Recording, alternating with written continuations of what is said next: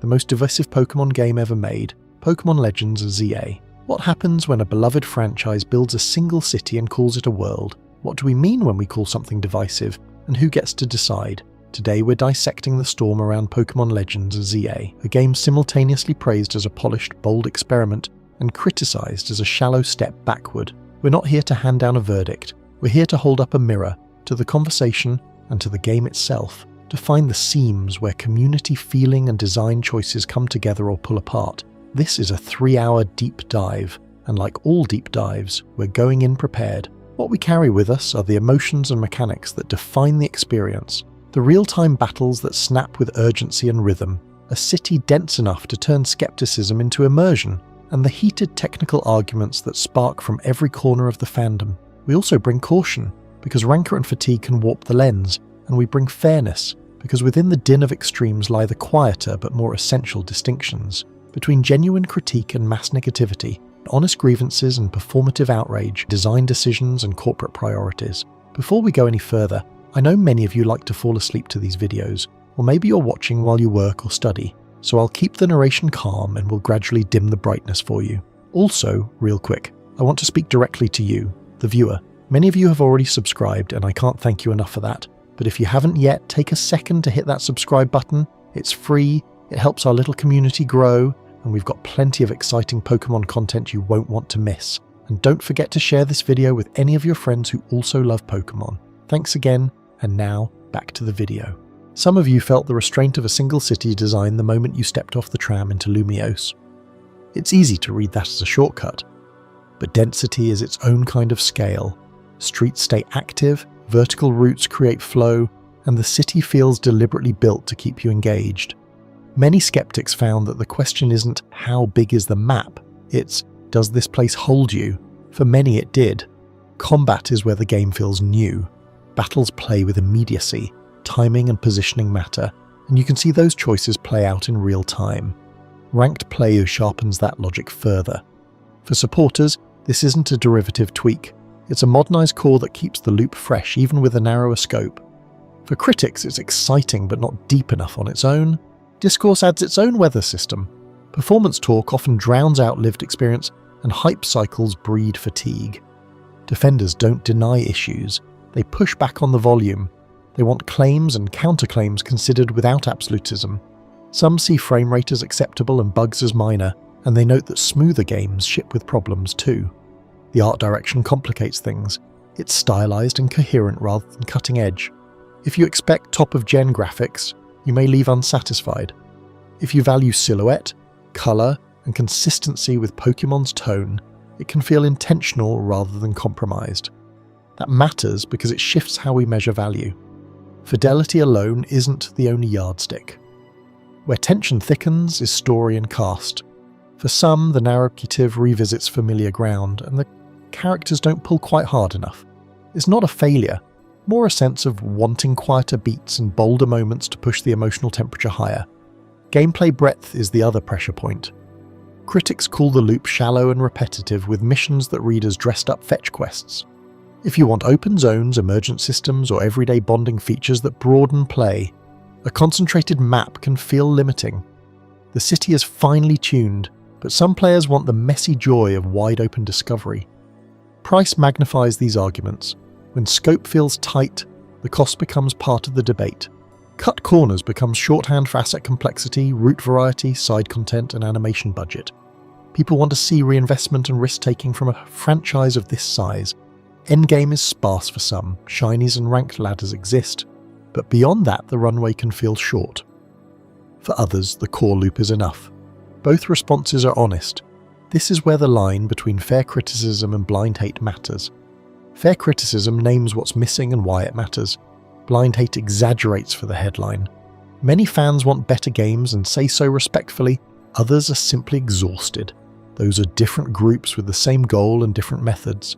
Polarization follows. Its mid but fun becomes the middle ground. Comparisons to earlier experiments are inevitable. Some see ZA as a retreat from a larger canvas, others see restraint as craft when it's intentional. Our aim over the next 3 hours is to slow down and sort this out. Celebrate what works, the tempo of combat, the coherence of the city, the stylistic clarity, while taking the scope, depth and value concerns seriously. We'll ask what was gained, what was lost, and what could carry forward. This isn't a verdict, it's a careful read of what's on the screen and what players are feeling. That the city engages, that battles move, that visuals can charm without chasing photorealism, that some features feel absent, that the story runs cool, and that post-game incentives vary by player.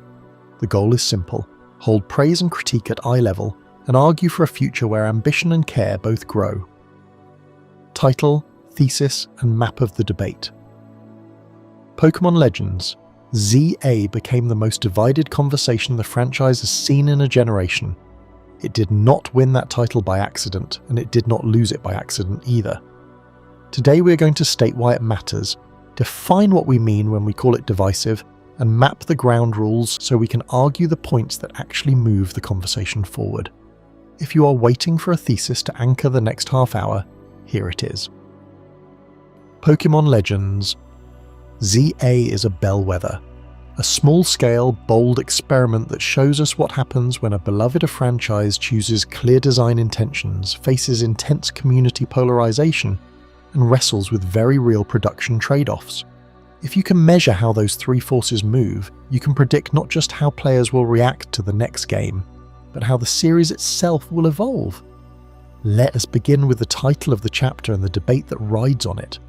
When we say the most divisive Pokémon game ever made, we are not just reacting to the size of the argument, we are pointing to a specific pattern. ZA did not merely spark a reaction, it shaped a kind of reaction. Fans who love it will tell you it is the funnest and most focused Pokémon experience in years. They will say it delivers a real-time battle system that finally feels like the anime they grew up with ranked play that rewards timing, read, and execution.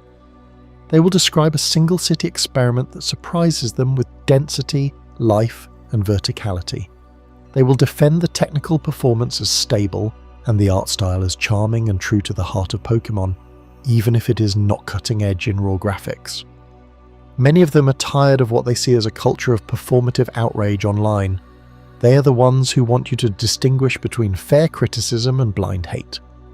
On the other side, critics will say that gameplay depth is shallow and repetitive, that the story is weak, and that missions feel like fetch quests in disguise.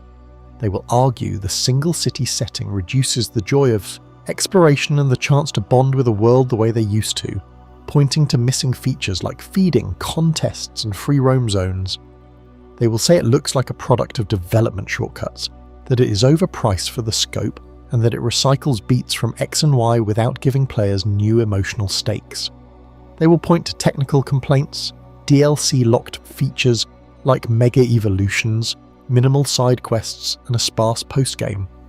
If you stack up postgame activities and content variety, they will tell you Arceus remains the more ambitious template.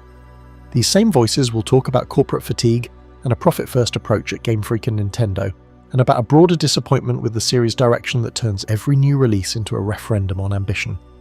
Both sides feel strongly, and both have evidence they trust. That is the map of the debate, and that is why the title matters. ZA is not merely a flashpoint, it is a crucible. What it shows us now will shape what comes next. Our thesis rests on three pillars. The first is design clarity.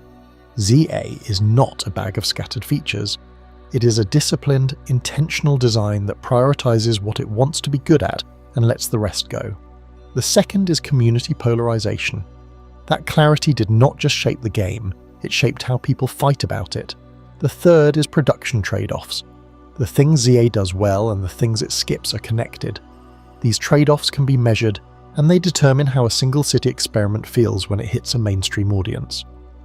Now we need a working definition of divisiveness, so we are not talking past each other. Divisiveness is not a simple choice like or dislike. It is a compound function of three interacting forces.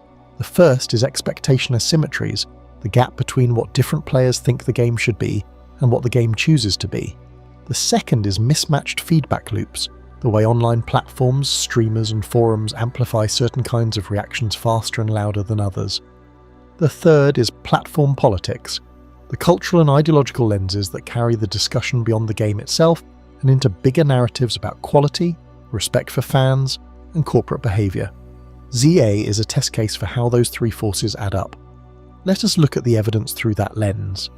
Design clarity shows up in the battle system. Real-time and ranked battles feel dynamic, and anime-like is not just nostalgia. It is a signal that a design choice landed. The single city concept of Lumiose City is not a limit for this game, it is the point. By choosing a dense vertical world that can be learned and relearned, ZA creates a sense of place that is unusual for a Pokémon mainline release. That clarity can also be felt in the tone of the art direction, which is cohesive, consistent and charming. It is not chasing a photorealistic benchmark, it is pursuing an identity that fits Pokémon's heart. Players who recognise this clarity feel rewarded. The community polarization plays out in predictable ways. When you have a clear, bold design choice like real-time battles, you attract people who love the choice and people who resent it. When you commit to a single city instead of a continent, you're automatically asking for comparisons to games that promise wider freedom. Those asymmetries are the source of early disagreements, and they are not resolved by the product, they are revealed by it. Mismatched feedback loops do the rest. Online platforms reward intensity, so the loudest stories travel fastest. Some critics are careful, precise, and nuanced.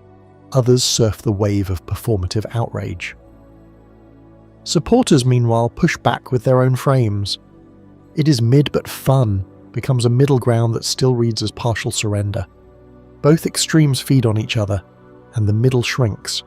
Platform politics do not start with Pokémon, they start with our culture, and they attach to the series. The fatigue people feel is not only about one game, it is about years of corporate behaviour, of promises made and missed, of profitable systems that have felt increasingly conservative. Which means the same technical complaint can mean one thing to a player who wants to enjoy the game, and another to a player who wants to pressure a company to reinvest in bigger risks. Now, about production trade-offs. If we want to understand why ZA feels the way it does, we need to talk about constraints. You cannot make a dense, learnable city and also add feeding, contests, free roam zones, and an open-world map the size of a continent without stretching a team beyond what a living product can support. ZA trades breadth for depth in a specific location, and it trades complexity for responsiveness in the battles. That decision has costs. You lose a sense of planetary exploration and some of the story beats that depend on a broader stage. You may miss mega evolutions that get time-boxed into DLC. You may also ship a product that is less technically ambitious in exchange for a smoother experience at a certain target performance. There is an argument to be made that the performance of ZA is a matter of scale and trade. Frame rates that some defend as stable, bugs that are minor, and a system that plays responsively can be a feature, not a compromise, when the alternative is pushing hardware too hard. The art direction being stylish rather than hyper-real can be a choice that protects identity and consistency. Supporters have data points for this view. The loop feels fresh, the pacing keeps some players engaged, and real-time battles give a different kind of satisfaction than turn-based. Critics, however, have their own measurements. Post-game content that is sparse, a narrative that lacks the emotional push they expect, and a sense that the game's cost is not matched by the breadth they assume is the norm. This is where we can move from what happened to why it matters now. ZA is not an isolated case, it is a bellwether. It is a small-scale test that shows how design clarity triggers polarization, and how production trade-offs can either satisfy a design intention or feed a sense of underinvestment. If we can measure the forces that make ZA divisive, we can predict what will happen when the next big system change lands. Will the community accept clarity in one dimension if the company clearly signals that trade-offs are purposeful? Will polarization calm if the feedback loops are changed? Will platform politics be less fierce if the product shows visible reinvestment in new risks? Our middle ground hypothesis is grounded in metrics and player logic. We can make sense of divisiveness by tracking three measurements that players intuitively understand. First, expectation asymmetries can be mapped by looking at what features are marketed and what features are missing compared to the previous 2 or 3 titles. If you know a game is choosing a single city experiment, Your reaction to that choice can be predicted by whether you prefer clarity in a small space to breadth in a large one. Second, mismatched feedback loops can be measured by the spread and velocity of reactions, especially around launch windows when streamer amplification is high. If a small set of issues dominates the conversation, you can predict the shape of backlash, even if the product's actual performance is still. Third, platform politics can be tracked by the migration of conversations from mechanics to corporate strategy, the length of comment threads, and the frequency of references to broader dissatisfaction. Using those three measurements, we can make practical sense of ZA's division. A design clarity that favours real-time battles and a dense city created sharp expectations on both sides. A feedback environment that rewards intensity amplified both praise and outrage. Platform politics let the conversation expand beyond the product into bigger stories about investment and risk. If Game Freak and Nintendo want to reduce polarization in future releases, they can aim for either narrower promises with clearer language or broader shows of reinvestment that reset expectations.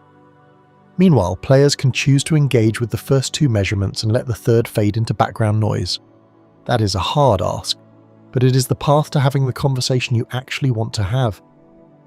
Why is ZA a bellwether? Because it is small enough to see the design logic and big enough to feel the culture. The single city focus isolates variables.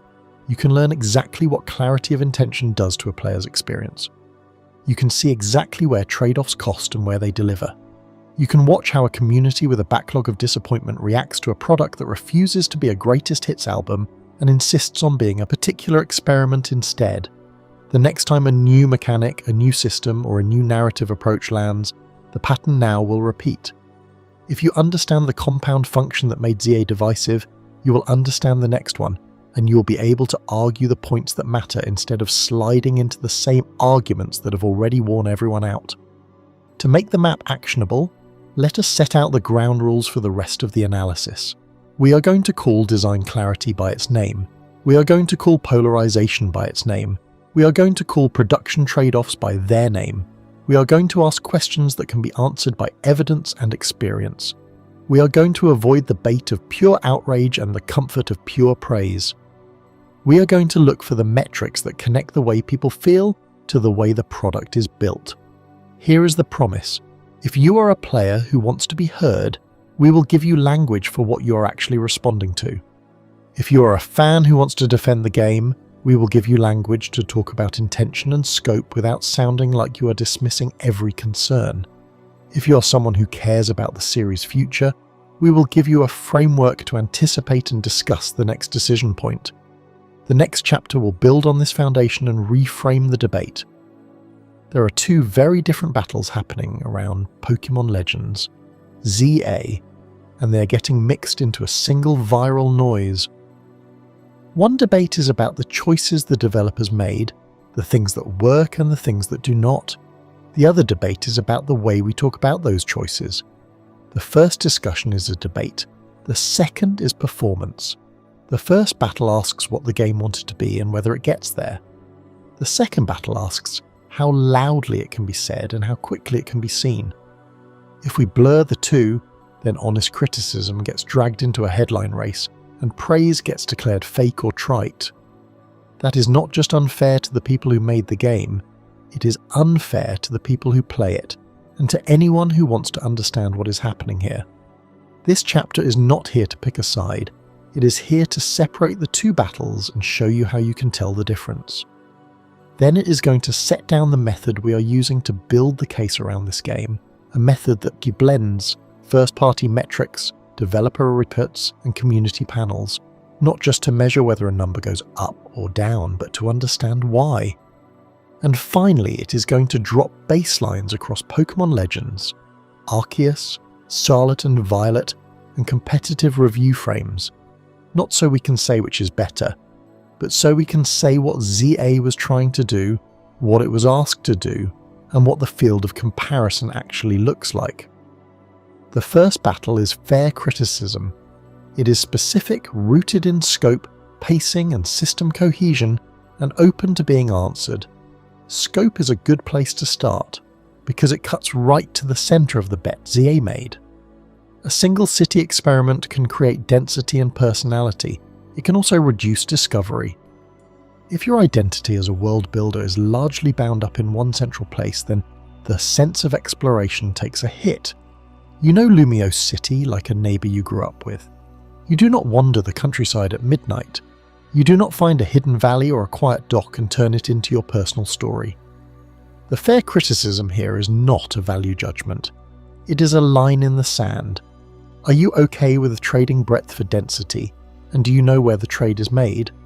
Fair criticism of pacing looks at the beat of play, the rhythm of story missions, side activities, and the gaps between them. Some players say the loop feels fresh and that it's a nice antidote to the sprawling drift you can get in other games.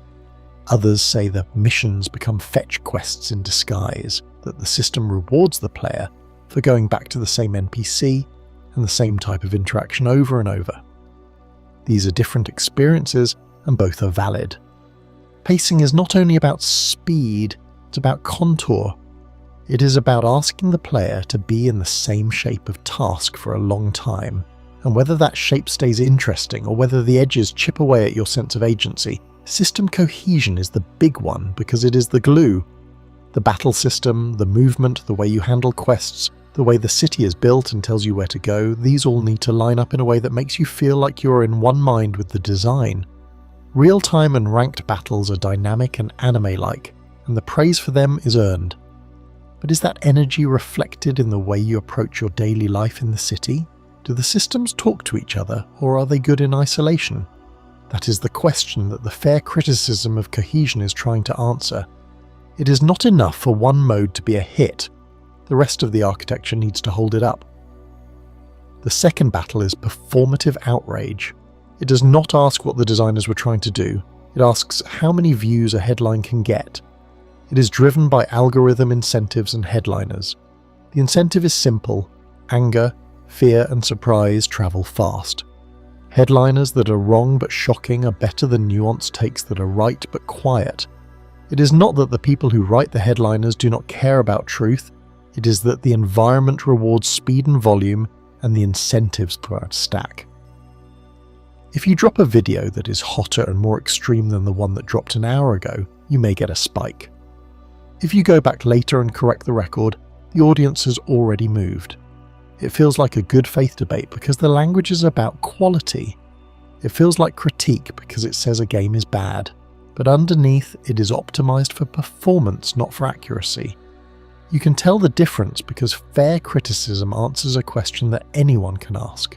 Performative outrage answers a question that the platform begs: who will click? Fair criticism names the decision it disagrees with, the place where the decision was made, and the effect it had on your experience. Performative outrage names the thing it disagrees with, the person who disagrees with it, and the point in the day that disagreement happened. Fair criticism is specific. Performative outrage is loud. It can be very loud, and that loudness can drown out the quiet, careful notes that a fair critique often has to make. When we set out to investigate this game, we wanted a method that could hold both battles. We wanted numbers, not because numbers always tell the story, but because numbers force a humility that keeps the performance from getting out of control. We also wanted developer reports, not because we love the brand and want to cut it slack, but because the decisions matter, and you cannot read intent from sales data or a patch note alone.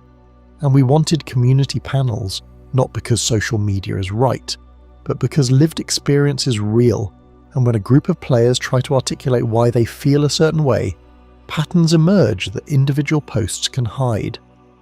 Here is what we found when we looked at first-party metrics. We do not have access to secret data. We do not need it. We can work with what is public, and even with public metrics, the picture changes if you do not cherry-pick. Frame rate reports vary. Some players say the experience is smooth on their console and the bugs they encounter are minor. Others report stutter, texture pop in, and a feeling that the world is just not holding up to the stress they are putting on it. If you take one post, you get a story. If you take 1,000, you get distribution, and the distribution shows that both are true. ZA has stable performance for some and troubled performance for others. Fair criticism uses that distribution and asks why the line is where it is. It also asks how much of the experience is tied to hardware, and how much to design decisions. It is a different question than a performative take that says it's the worst, and leaves it at that. Developer reports are not just the things companies say when they are in a live service cycle. They also include interviews, postmortems, and design notes.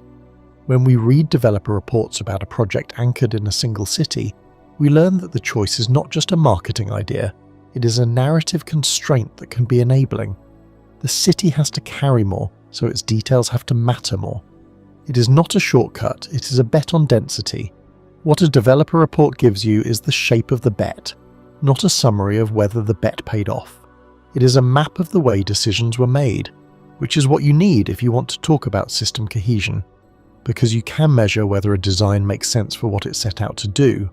Community panels are a way to hear both battles at once because people often say different things in a group than they do alone. In our panels, we brought together players who loved ZA, players who disliked it, and players who said it was mid but fun. We asked them to name 3 things the game did that worked, 3 things that did not, and 1 thing they would change. We did not ask for balance, we asked for clarity. When the group discussed scope, the supporters talked about a living city, vertical design, and the surprise that an experiment could feel this immersive. The critics talked about lost exploration, reduced personal connection, and missing features that had previously mattered to them. These were not arguments that could be settled by a counter, they were different values expressed in a way that could be understood. What this method does is set baselines. We can talk about ZA on its own terms, but we can also see how it fits into a recent history of Pokémon experiments. A fair baseline is a comparison frame that helps you map not just how a game performed, but how it was supposed to perform, and what the expectations were when it came out. There are 3 baselines we keep returning to, because each one is a mirror for a different aspect of the conversation. Legends, Arceus is an innovation baseline, Scarlet and Violet is a performance baseline, and competitive review frames are a review culture baseline. Legends, Arceus set a high bar for creative daring. It took a beloved series, pushed it into new territory, and kept the heart, a rare move. It was praised for being bold, and that boldness produced a different set of strengths and weaknesses. The battle style was different, the world was an open canvas, and the way you approached Pokémon felt experimental. When you look at ZA with Arceus as a baseline, the conversation has to be about risk. Did ZA take a risk? Yes. Did it take a different risk? Yes. The innovation lens tells you that both games made bets, and that you cannot tell which is better just by counting risks. You have to ask what the risk was, and whether the payoff of that risk is there. Scarlet and Violet are a performance baseline, not just because they are an easy target. They are widely understood to have a set of technical issues that are part of the conversation, and that conversation is often framed in terms of expectations for a first-party game on a modern console. When you put ZA next to Scarlet and Violet, you're not trying to say which is worse or better. You're trying to locate where the conversation about performance sits in each case. The coverage around Scarlet and Violet involved a broader acknowledgement of technical issues, and that is part of why some players see ZA as a step backward or sideways. If you do not have a performance baseline, the conversation about ZA defaults to one extreme or the other. With a baseline, you can see that the coverage is affected by where the game sits in the public mind, and that is not trivial. It is a psychological baseline that shapes what people say and what they expect to be believed. Competitive review frames are about how we decide what is good, and that is the most loaded baseline because it is not just about how we play, but how we talk about play. Competitive review culture is big. You know it, you participate in it, and you can feel it when a game introduces a ranked mode that makes the air feel electric. Ranked battles in ZA do that, and the praise for real-time, dynamic, anime-like play is not performative. It is real. The review frame puts a spotlight on that, and it can make a game feel better or worse, depending on where you stand in that culture. But if you only look at the game through that lens, you miss the city, the way missions are structured, the world that does not have to be perfect to be charming. You miss the art direction, which is stylized and cohesive, even if it is not cutting edge. The competitive review frame is a baseline that tells you what parts of the game are supposed to feel like, and it also tells you that a fair critique must include the parts the frame is not designed to reward. This is where the battle reframing matters most. You can be fair to a game and still think the critics are right. You can like a game and still want it to be better. You can be frustrated with corporate choices and still respect a design risk. None of those positions are performative by default. The performative starts when you turn those positions into a sport. When a video about a city being worse than a field is more watched than a video about a single city being what it was built to be, the platform is telling you something. When every update becomes a new reason to say the same thing in a louder voice, the incentive is telling you something. When you watch a reaction video, and it is a long, slow build to one extreme reaction chosen for the sake of drama, you are not learning about the game. You are learning about a meta that likes to be shocked. We do not want to ban the battle. Debate is fun, anger can be honest, but anger that is unmoored from specific decisions is not the same as anger that is named and directed. We want you to keep the debate, and we want you to see the performance. We want you to ask what the problem is, where it came from, and how it was supposed to be solved, and then we want you to check the performance layer for the parts that are loud, because they are designed to be loud. You are about to hear the first breath of this game. It is a breath, not a checklist, not a list of problems, not a list of things that were cut.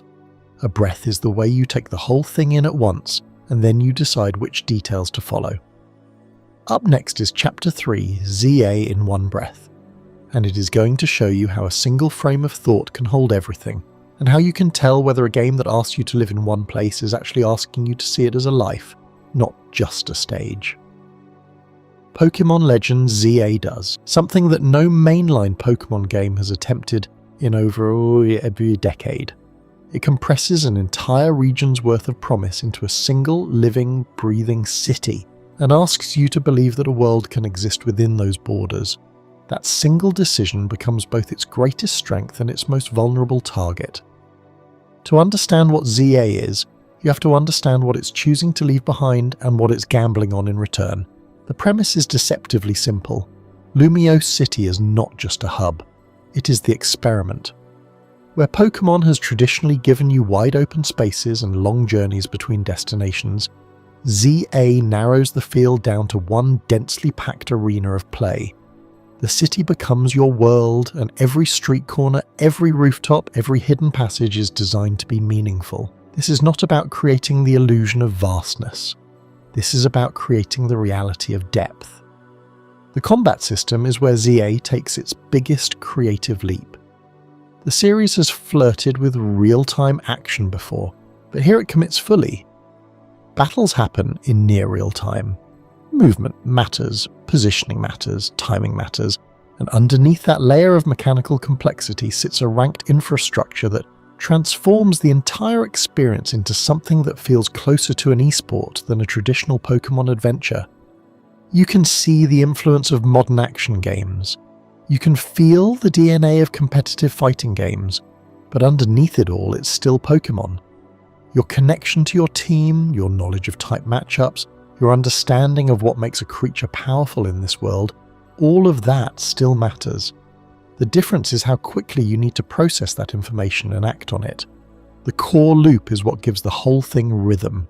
You scout routes through the sea, not because you have to, but because the city is designed to reward curiosity. You'll spot a vantage point and wonder what's visible from there. You'll see a pattern in the way certain trainers gather and think about how you might disrupt that pattern. Those scouting moments lead naturally into brief skirmishes. Nothing dragged out. Nothing that overstays its welcome. You engage, you adapt, you execute, and you move on. But between those engagements, you'll pick up micro-quests. The writing on these is crucial. They don't feel like filler. They feel like the natural byproduct of living in a city where things are constantly happening and you happen to be someone who can influence those things. The loot cadence is steady but not overwhelming. You're always working towards something. Maybe it's a new item that will change how you approach combat. Maybe it's a piece of equipment that will let you reach a new area. Maybe it's just enough currency to afford the services that keep your team at peak performance. The progression never stops, but it never becomes the driving force either. It's the background rhythm that keeps you moving, and then there are the boss, micro trials. These are not the traditional gym battles stretched into epic encounters.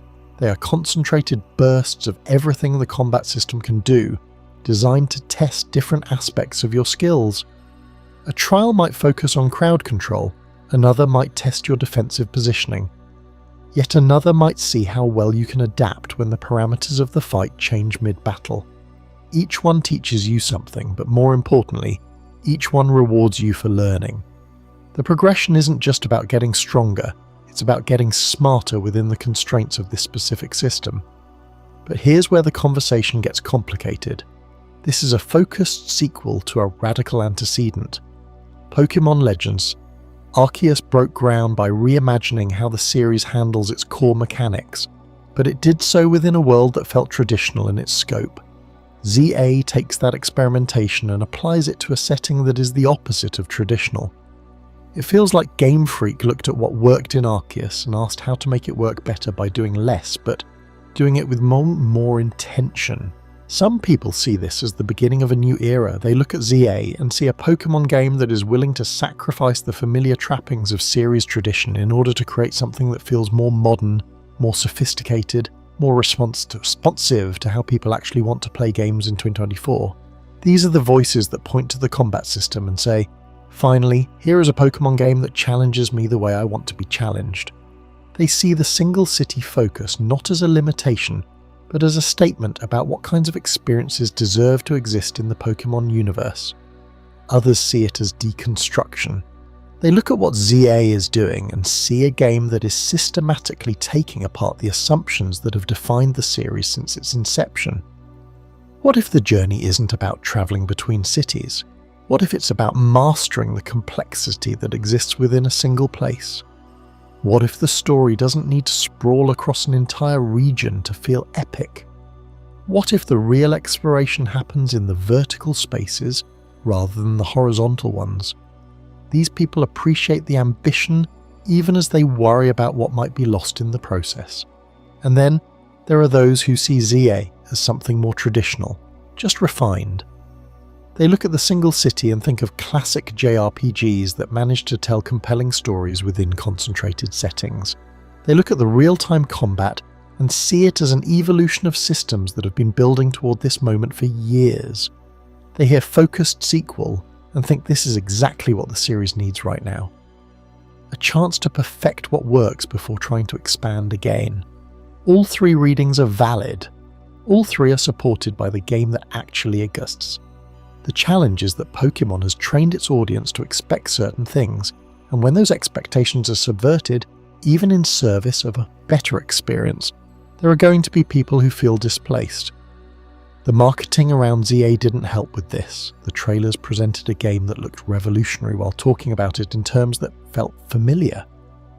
The demos showed mechanics that were unlike anything the series had done while using language that suggested they were just the natural next step in series evolution.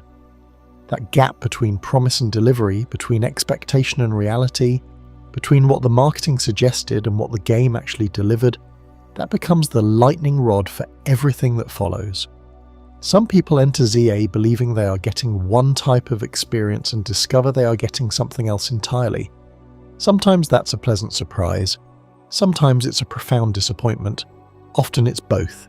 The single city becomes both the game's greatest innovation and its most obvious target. Anyone can look at Lumiose and say, this is smaller than what we had before. Anyone can point to the absence of wide open routes and call it a step backward. But the city itself is so dense, so alive, so purposeful that you start to understand what Game Freak was trying to do. Every district has a different rhythm, every building serves a function. Every vertical space has been considered for play rather than just for visual impact. You can feel the design philosophy at work. This is not about doing less. This is about doing more with what you have. The combat system raises its own questions. Is this still Pokémon if your trainer is moving around the battlefield in real time? Is this still the series' identity if the turn-based system that has defined it for nearly 30 years becomes optional? The answers depend heavily on how you define the essence of Pokémon. If you think it's about collecting and raising creatures, then the combat change is just a different way of expressing that core experience. If you think it's about the strategic depth of turn-based battles, then ZA is asking you to accept something fundamentally different. The ranked infrastructure adds another layer of complexity. This is not just a single-player experience with some competitive elements sprinkled on top. This is a game that wants to become part of your regular rotation of competitive titles. The progression systems, the rewards, the matchmaking, the ladder, all of it suggests a game that is designed to be played, not just completed. For some players, this is exactly what they have been asking for. For others, it feels like Pokémon is trying to be something it was never meant to be. The micro-quest design is where you can see Game Freak really thinking about what makes a game feel alive. These are not busy work. They are not fetch quests disguised as meaningful content. They are the natural byproduct of a city that has been designed to feel like a place where things happen, and where your presence as a player character can influence those things. You help a shop owner with a delivery that turns into a chase through narrow alleyways. You investigate a pattern of power outages that leads to a confrontation with a team of trainers who are trying to control the city's energy grid. You respond to a call for help that turns out to be a test of your combat skills by someone who wants to see if you're ready for the next tier of ranked play. Each of these encounters feels personal in a way that traditional Pokémon quest design often doesn't. You are not saving the world, you are not preventing an apocalyptic event, you are living in a city and becoming part of its ecosystem.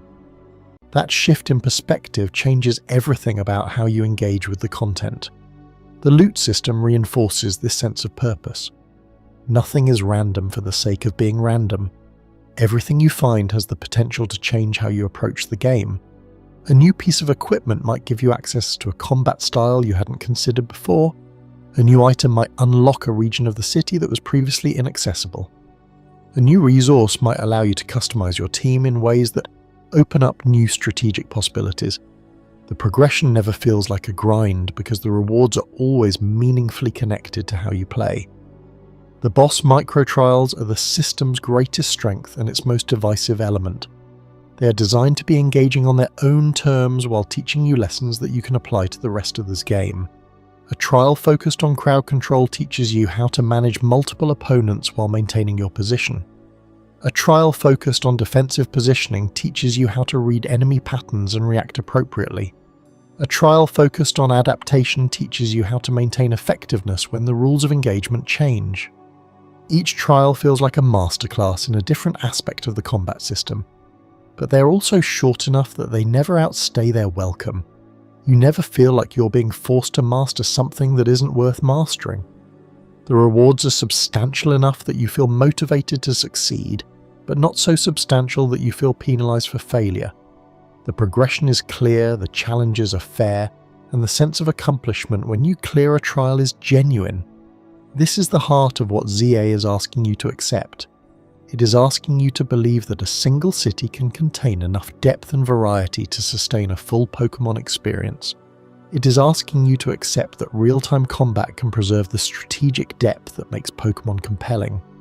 It is asking you to trust that a focused design approach can create something that feels complete, even when it is smaller than what came before. Many players do accept these things. They find in ZA an experience that feels more intentional, more polished, more challenging than traditional Pokémon games. They appreciate the density, the life, the vertical design of Lumiose. They enjoy the dynamic feel of the combat system. They get absorbed in the ranked play and this constant sense of progression. For them, the single city focus is not a limitation but a feature. It allows for a level of polish and attention to detail that would be impossible in a larger, more sprawling game. Others struggle with the constraints. They miss the sense of journey that comes from traveling between different biomes and different cultures. They miss the downtime between major encounters that allowed for reflection and character development. They miss the sense of scale that comes from facing threats that affect entire regions rather than just one city. They look at ZA and see a game that has traded breadth for depth, but they are not convinced that the trade-off is worth making. These are not inherently opposing positions. They represent different priorities, different expectations, different ways of understanding what Pokémon should be. ZA succeeds brilliantly in appealing to one set of priorities while potentially alienating another. The single city design allows for a level of refinement that is genuinely impressive, but it also means that the experience lacks the variety and sense of discovery that many players associate with the series at its best. The real-time combat system is similarly divisive. Some players find it exhilarating to be able to act on their instincts and knowledge in real time. They appreciate the way it makes every battle feel like a unique encounter rather than a predetermined sequence of exchanges. Others find it stressful, disorienting, or fundamentally at odds with the thoughtful, strategic nature that they associate with Pokémon battles. The ranked infrastructure amplifies these differences by creating a competitive environment where mastery of the system becomes crucial. What makes ZA so fascinating is that it exists in the space between these different ways of understanding Pokémon. It is not a radical departure that abandons what came before, but neither is it a conservative iteration that simply polishes existing formulas. It is something more complicated. It is an attempt to take the experimental spirit of Arceus and apply it to a design philosophy that is fundamentally different from anything the series has attempted before. The game's success or failure in the eyes of any individual player often comes down to whether they are willing to accept that Pokémon can be many different things. If you can embrace ZA for what it is trying to be, you might find an experience that feels more modern, more sophisticated, more responsive to the way people actually want to play games in 24. If you're looking for something that feels more like traditional Pokémon, you might feel like the series is moving in a direction that has less interest in serving your particular version of what Pokémon should be. The single city experiment is audacious precisely because it makes that choice so visible. There is no hiding behind the scale of a traditional Pokémon adventure. Everything that ZA is, everything that it does well and everything that it fails to do, is contained within the boundaries of Lumiose.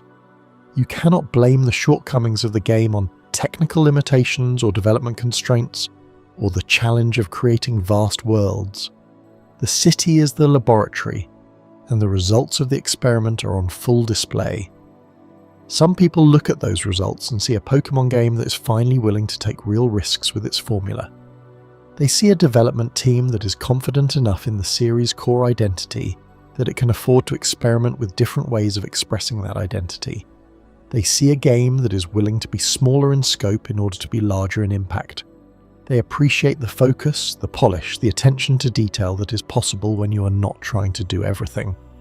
Others see those same results and worry that Pokémon is losing touch with what made it special in the first place. They see a series that is chasing modern gaming trends at the expense of the qualities that distinguished it from other franchises. They worry that the move toward real-time combat and competitive infrastructure represents a fundamental shift in the series' priorities. They look at the single city design and see a concession to technical limitations rather than a bold creative choice. Both readings are partially correct. ZA does represent risk-taking, and it does represent a departure from series tradition. The question is whether those risks pay off, and whether those departures serve the experience or detract from it. The answers to those questions are still being written, and they will determine not just how we remember ZA, but how we understand the future direction of the series itself. The game's own strengths and weaknesses make it particularly vulnerable to this kind of scrutiny. When you concentrate all of your resources into a single setting, the quality of that setting becomes crucial. When you make the combat system the central pillar of the experience, the success of that system becomes decisive. When you focus on depth over breadth, the depth you achieve has to be genuinely meaningful rather than just intricate for the sake of being intricate. Lumiose City as a setting succeeds in creating a sense of place that is remarkable in its density and purposeful design. The combat system as a mechanic succeeds in creating battles that feel dynamic and engaging, while still requiring the strategic thinking that makes Pokémon battles compelling. The progression systems succeed in maintaining a constant sense of forward momentum without ever feeling like a grind. The micro-quests succeed in making the player feel like an active participant in the city's ecosystem, rather than a passive observer moving through predetermined story beats. But each of these successes comes with trade-offs. The density of Lumiose means that you never get the sense of discovery that comes from exploring new areas. The real-time combat system means that battles require a different set of skills than traditional Pokémon battles. The focus on depth means that the game has less content in total than players might expect from a full Pokémon title. The integrated progression systems mean that the experience is less modular than traditional Pokémon games, where players can choose which aspects of the game they want to engage with. These trade-offs are not necessarily problems, they are choices. The question is whether the choices that ZA makes serve the experience it is trying to create. For many players, they do. The city feels alive in a way that traditional Pokémon environments often do not. The combat system feels challenging in a way that honours the series' strategic depth while adding new dimensions of skill expression. The progression feels meaningful because it is tied to concrete improvements in your capabilities rather than just increasing numbers. The micro-quests feel rewarding because they are designed around the specific mechanics and setting of the game rather than generic quest structures. For other players, these same trade-offs represent fundamental problems with the game's design. The single city setting feels claustrophobic rather than focused. The real-time combat feels like a betrayal of the series' turn-based heritage. The depth feels artificial because it comes at the expense of variety. The integration feels restrictive because it prevents players from engaging with only the aspects of the game they enjoy. The conversation around these trade-offs is where ZA's divisiveness becomes most apparent. It is easy to find examples of players who love the game exactly for the qualities that other players hate it for. The same design decisions that make the game feel modern and sophisticated to some players make it feel like an abandonment of what made Pokémon special to others. The same technical achievements that allow for the density of Lumiose also limit the scope of the adventure. The same innovations that make the combat system feel dynamic and engaging also make it feel foreign to players who came to Pokémon for thoughtful strategic battles. This is not a new dynamic in gaming, but it is particularly pronounced in Pokémon because the series has such a large and diverse audience with such strong emotional investment in what the series represents.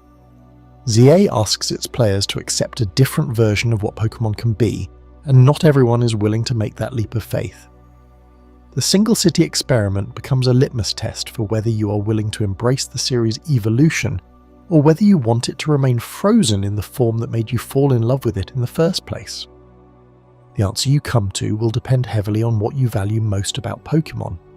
If you value innovation and experimentation, ZA represents exactly the kind of bold step that the series needed to take. If you value consistency and tradition, ZA represents a step away from the qualities that have made the series enduringly popular. If you value polished, intentional experiences over sprawling, content-heavy adventures, ZA delivers on that promise brilliantly. If you value variety and the sense of discovery that comes from exploring new environments, ZA might feel like a step backward. The real-time combat system intensifies these differences in perspective. For players who enjoy action games and competitive multiplayer experiences, the system feels like a natural evolution of Pokémon's core mechanics. For players who are drawn to the series specifically for its turn-based strategic depth, the system might feel like a fundamental betrayal of what makes Pokémon special. The ranked infrastructure makes this divide even more pronounced by creating a competitive environment that some players find exciting and others find stressful or irrelevant to their enjoyment of the series. The micro-quest design sits somewhere in the middle of these debates. The quality of the writing and the integration with the game's core mechanics makes these quests feel like meaningful content rather than filler, which appeals to players who value narrative coherence and mechanical integration. At the same time, the confined setting of a single city means that the variety of scenarios and environments available for these quests is necessarily limited, which might disappoint players who expect the kind of narrative variety that comes with traditional Pokémon adventures. The loot cadence and progression system represent perhaps the most universally successful aspects of ZA's design. The constant sense of forward momentum without grind appeals to both Pseuba players who want meaningful progression and those who want to focus on skill development over character advancement. The variety of ways that progression can affect your gameplay experience means that different players can find different paths to improvement, which supports the game's broader goal of creating a deep, nuanced experience within a concentrated setting. The boss micro-trials represent the crystallization of ZA's design philosophy. They are short enough to never outstay their welcome, complex enough to feel challenging, and integrated enough to teach lessons that apply to the rest of the game. They represent the kind of focused, intentional design that is possible when you concentrate all of your resources on a single experience. But they also represent the limitation that comes with that concentration. You never get the sense of scale that comes from facing threats that require you to travel across entire regions, and you never get the variety that comes from encountering different types of environments and challenges. All of these elements work together to create an experience that is simultaneously impressive and controversial, innovative and familiar, successful and divisive. ZA succeeds brilliantly at what it sets out to do, but what it sets out to do is not necessarily what all players want from a Pokémon game. The single city experiment is audacious precisely because it makes the trade-off so visible and so consequential. Every strength of the game is matched by a corresponding weakness. Every innovative design decision is matched by a traditional feature that has been sacrificed in service of that innovation. This creates a conversation that is about more than just whether ZA is a good game. It is a conversation about what Pokémon should be, about how the series should evolve, about who the series should prioritize in its design decisions. The single city experiment becomes a proxy for larger questions about the future of the franchise, about whether innovation or tradition should be the primary driver of the series' development, about whether Pokémon can successfully adapt to modern gaming trends without losing the qualities that made it special in the first place. The answers to these questions are still being written, and they will be written not just by the developers at Game Freak, but by the players who choose whether to embrace ZA's vision or reject it. The immediate reaction to the game's announcement, the anticipation that built up in the months before release, the initial reception when the game finally launched, all of that becomes part of the larger story of what ZA represents for the series and for its community. When the game was first announced, the reaction was intense and varied. Some players saw the single city focus as a limitation and worried that it represented a step backward in the series' scope and ambition. Others saw it as a bold creative choice and were excited by the possibility of a Pokémon game that prioritized depth over breadth, polish over content. The marketing around the game did little to resolve these initial concerns, presenting ZA as both a revolutionary step forward and a natural evolution of the series' core mechanics. The anticipation built steadily in the months leading up to release, fueled by speculation about what the real-time combat system would actually feel like, about how the single city would be designed, about whether the focused approach would result in a more polished experience or a more limited one. Early hands-on demonstrations of the combat system generated significant buzz, with many players impressed by how well the real-time system preserved the strategic depth that makes Pokémon battles compelling. As the release date approached, the conversation around ZA became increasingly polarized. Some players had decided that the game represented exactly what they wanted from a modern Pokémon experience, while others had concluded that it represented a fundamental departure from what they loved about the series. The pre-release marketing campaign did little to bridge these divides, instead highlighting the very features that were most controversial. When the game finally launched, the initial reaction was complex and contradictory, as is often the case with games that attempt to do something genuinely different. Some players found exactly what they were hoping for and praised the game for its focus, its polish, and its innovative approach to Pokémon's core mechanics. Others were disappointed by what they saw as a step backward in scope and variety, and criticised the game for being too constrained by its single city setting. The conversation that followed was intense and often heated, as players grappled with whether ZA represented the successful evolution of the Pokémon formula, or a misguided experiment that sacrificed too much of what makes the series special. The game's own strengths and weaknesses made it particularly vulnerable to this kind of scrutiny, as every design decision could be interpreted as either innovative or limiting, depending on your perspective. The immediate aftermath of the game's release saw both praise and criticism reach a fever pitch, with defenders and critics taking increasingly entrenched positions and the broader Pokémon community struggling to make sense of what ZA represented for the future of the series. The conversation was not just about the game itself, but about what the game said about the direction in which Pokémon was heading, about whether the series could successfully adapt to modern gaming trends without losing its essential character. That conversation, that immediate backlash, that is where we turn our attention next, because the reaction to ZA says as much about the state of the Pokémon community as it does about the game itself. The intensity of the response, the nature of the criticisms and defences, the way that different factions within the fanbase positioned themselves in relation to the game, all of that becomes part of a larger story about how we understand what Pokémon should be, and who gets to make those decisions. The immediate backlash that followed ZA's launch tells us everything we need to know about the series' current moment of transition, and it is a story that continues to unfold in real time. On day one, engagement didn't just rise, it fractured. Before the dust could settle, before any fair take could find its footing, the internet carved a new skyline out of this game. If you graphed the first 72 hours after launch, you would see a skyline that tried to be beautiful, tried to be normal, and then just got angry. A few early outliers screamed and everyone else pivoted accordingly. By morning, the battle lines weren't drawn around performance or design theory. They were drawn around momentum, around who could hoist the most dramatic headline the fastest. The immediate backlash is often mistaken for one moment, but if you step back, you see it as a rhythm. It has waves and crests.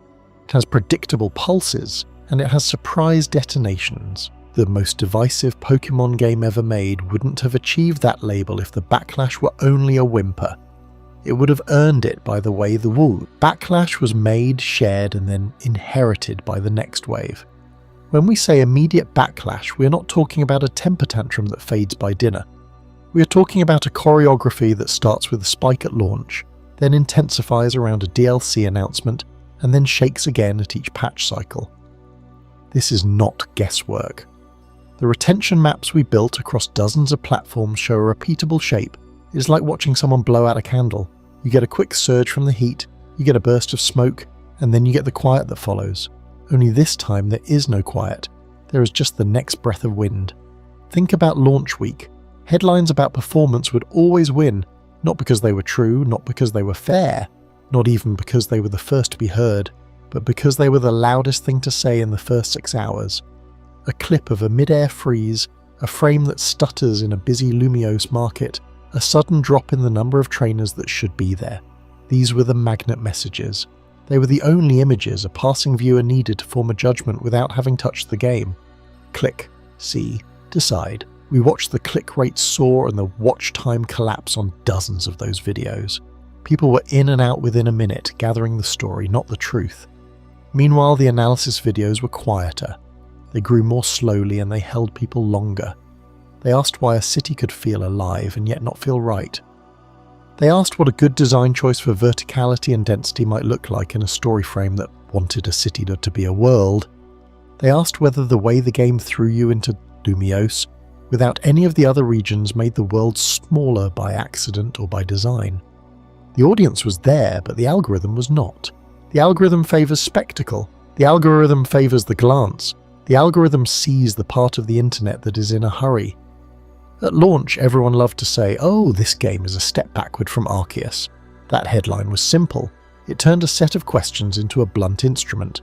But you did not have to dig very deep to see that the game could also be a leap into something else. Some players called it more fun than Scarlet or Violet. They liked the fresh pace, the way the loop, even with limited scope, kept them engaged. The combat system in real-time battles earned genuine praise. The ranked system felt like anime, like motion, like a living fight. And that energy invited a subset of creators who loved the way a game could feel and play.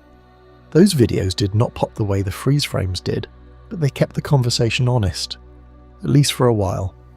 As the launch heat eased, we saw the first completion. Players got to the endgame. They found that post-game content was sparse beyond shiny hunting or ranked play. This is where the next wave rolled in. the community turned from burst anger to steady disappointment. It is quieter, but it is heavier. It is not a splash, it is a weight. Supporters tried to pivot. They pushed back against rage culture fatigue, saying critics had not even played the game. They insisted that performance criticism was exaggerated. They praised the art direction, calling it charming, stylized, and true to Pokemon's heart. They defended the single city concept as surprisingly immersive. They made good points. They also asked people to distinguish between fair criticism and blind hate. The nuance mattered, but on the other side, the memory of that first clip, the freeze frame, the stutter, was not going anywhere. Then the DLC announcement arrived. This is where we saw a second spike. The map shows a peak around the time the new content, including the return of meager evolutions, was mentioned. But here is the interesting part. The video titles were spectacle. The way the news was framed was spectacle. The thing itself, depth. The community broke into two narratives almost instantly. The first one was, you took it away to sell it back. The second one was, this is how you bring something beloved back in a way that the world can handle. The first narrative moves fast. The second narrative needs time. You can see the gap in the first 24 hours. The look of it is dramatic. It is a spike of anger riding on a spike of excitement. The creators who leaned into anger saw fast traffic and short sessions.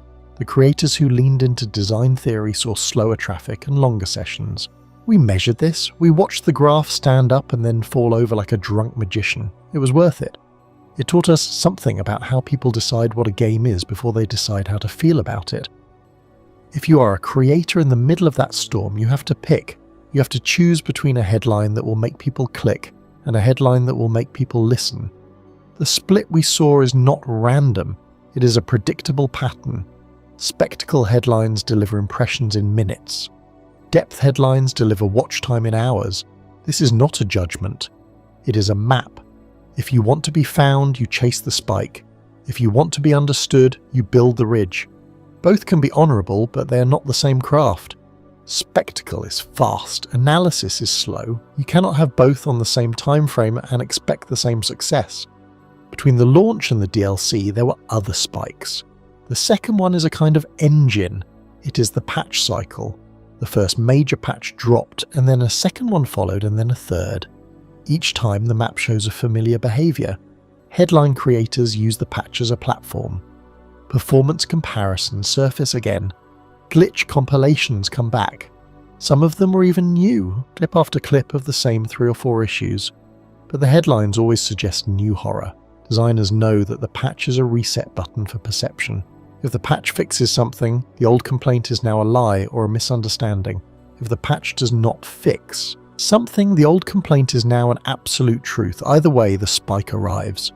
Meanwhile, analysis creators use the patch to talk about how the game is really working under the hood. They ask whether the fixes improve the single city density, whether they adjust the vertical movement, whether the frame fixes alter how the real-time combat feels. They talk about design pressure. They talk about the constraints the team had to balance. They talk about what a city that is a world actually means. Those videos never get the same first week. But their session durations climb, and their audience sends them more questions, not more outrage. We know which metric is more valuable in the long run, but we also know which metric can make rent tomorrow. At the centre of this backlash rhythm there is a cognitive frame. It is a confirmation spiral. It happens like this. One outlier makes a claim. It is extreme, it is clean, it is quotable. The claim matches something people already want to believe, and it is absorbed. Then it is echoed. The echo becomes the new source. People stop reading the clip and they start reading the echo. The claim becomes a frame. The frame becomes a filter. Everything that fits the frame is counted as evidence. Everything that does not fit is ignored or dismissed. When the next spike arrives, the same outliers are quoted again. The spiral tightens. It is not the same as anger. Not exactly. It is a kind of intellectual gravity. It pulls everything in one direction, and once you are inside, it is very hard to climb out. The narrative vectors are set by these initial outliers. The first clip is the first word. The first article is the first theory. If those are dramatic, the rest becomes dramatic. If they are careful, the rest has a chance at care. For Pokémon Legends, ZA. The early outliers framed the narrative around regression. Why is this? Because people had just spent a year praising Arceus for its innovation, and now they were being asked to accept a city. Regression is a powerful word. It is a thesis. It is a one-line verdict that cancels 1,000 details. It made sense. It was also too simple. It became the glue that held 100 other opinions together. The singles in a city lost exploration and bonding. That is true for some players, and it can be painful. The weak narrative and underdeveloped cast made emotional impact low compared to Arceus. That is also true for many players, and it is deeply disappointing. Development shortcuts seemed widespread. Game Freak was accused of cutting corners. Players felt this was overpriced for limited scope. All of that is real. But the confirmation spiral made it the only real thing, at least for a while. The defenders answered with their own spiral. They used the word unfair, then the phrase that critics had not played the game, then the idea that the performance criticism was blown out of proportion. They pushed back against toxic backlash. They insisted on a difference between fair criticism and blind hate. They loved the art direction. They loved the charm, the stylistic consistency. They loved that the city felt dense, that the vertical design breathed. They loved that a real-time battle could feel dynamic. They did not want to deny the negative. They just wanted the negative to be proportionate. But the internet rarely provides proportion. The internet has very sharp knives and very quick hands. It slices in one direction or the other, and it never says oops when it cuts too deep. The community fatigue fed both spirals. Both sides began to sound like caricatures. The middle ground was pushed to the edges. It became safer to call the game mid but fun. It became a badge of rational humility. Underneath all of this, there was a bigger fatigue. Corporate fatigue. Frustration at Game Freak and Nintendo for being profit first. Players wanted reinvestment, risk-taking, the feeling that someone was trying to build the best world, not just the next world. It is hard to argue against that want. It is a sincere want. But the backlash was a shape first and a set of reasons second. The shape had spikes. The reasons gave the spikes colour. The fact that this is true for this game does not make the reasons false. It just means the truth is layered. It is like looking at a skyline at night. There are lights everywhere. You can measure the parts you care about. You can draw conclusions. But you cannot say the whole thing is only one colour because the neon is flashing harder than the windows. If you want to navigate that space, you have to understand the rhythm. You have to learn when the storms come. You have to choose whether to feed the spikes or to build the ridge. The difference is not moral, it is strategic. If you are a viewer, you can be one of two things. You can be a click or you can be a listener. You can be a spike or you can be a ridge. It matters. It matters because we all teach the internet what it can get away with teaching us. The immediate backlash is not a mystery if you map the dance. The first beat is launch spectacle. The second is DLC excitement twisted into outrage. The third is patch friction. The fourth is fatigue. The final is inertia. Somewhere in that rhythm, you have a chance to step out of the spiral and ask new questions. You have a chance to understand that the real design logic is not about regression or progress alone. It is about how one team tried to make one city behave like a world, and what that means for you, and what that should mean for the next game we are going to play. Up next is Chapter 5, Design Logic. If a game is set in a single city, you can build that city with intention.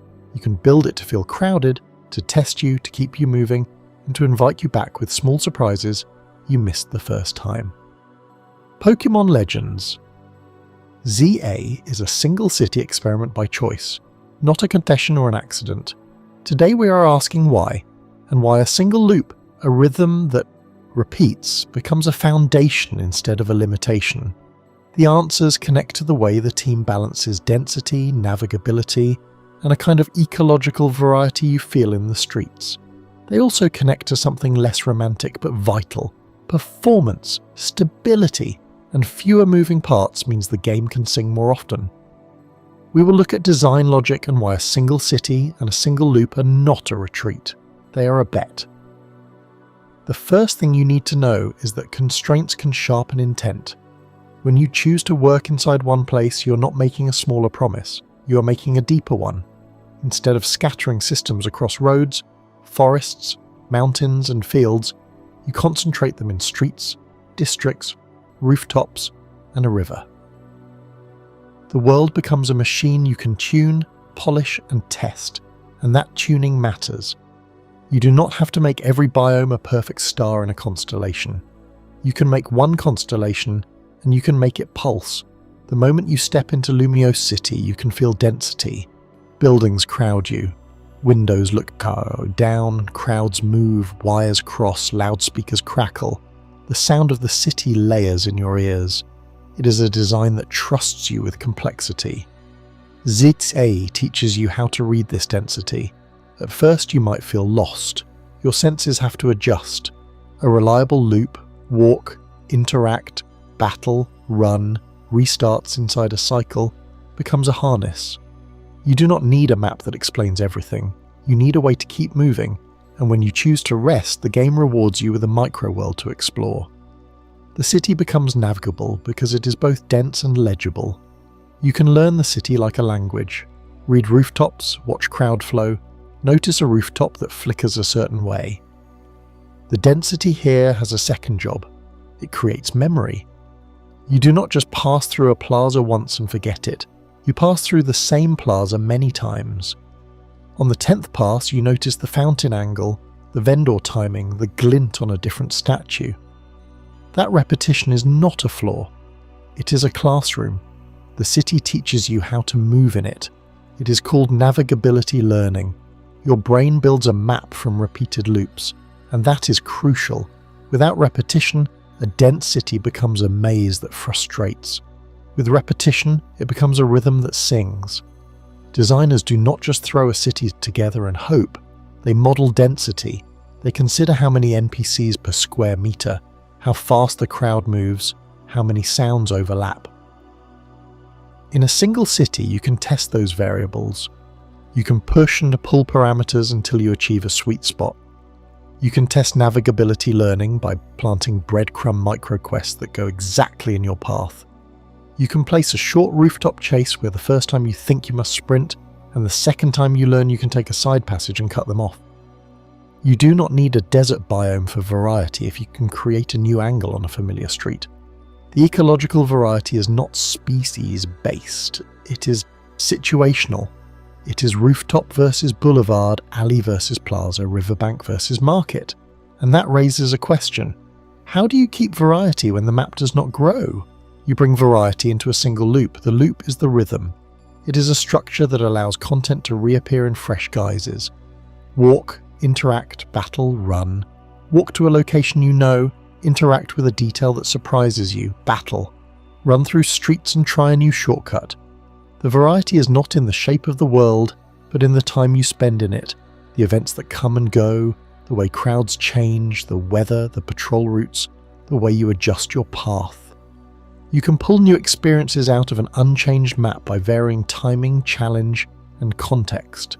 The single loop becomes a spine that supports your engagement. Now, let's talk about attack surface. Attack surface is a term usually reserved for software security, but it applies here. It means the set of things that can fail. Fewer systems to balance means fewer points of failure. Tighter performance envelope means you can commit to consistent frame rate. Fewer stalls, fewer camera glitches. More consistent quality means when a system works, it works. When a mechanic shines, it does not break on a certain device or a certain interaction. If you build a game that runs on a handheld and a home console, and you choose to test one city instead of 12, you can push that city to run beautifully. You can make sure that every frame is stable, every UI pop-up is crisp, every lighting change on the river is clean. This is not a cynical reduction. It is a targeted decision. You reduce the number of variables that can degrade quality, and that increase the risk of something breaking in a way the player will not forgive. Tightening that performance envelope also means your team can focus on tuning.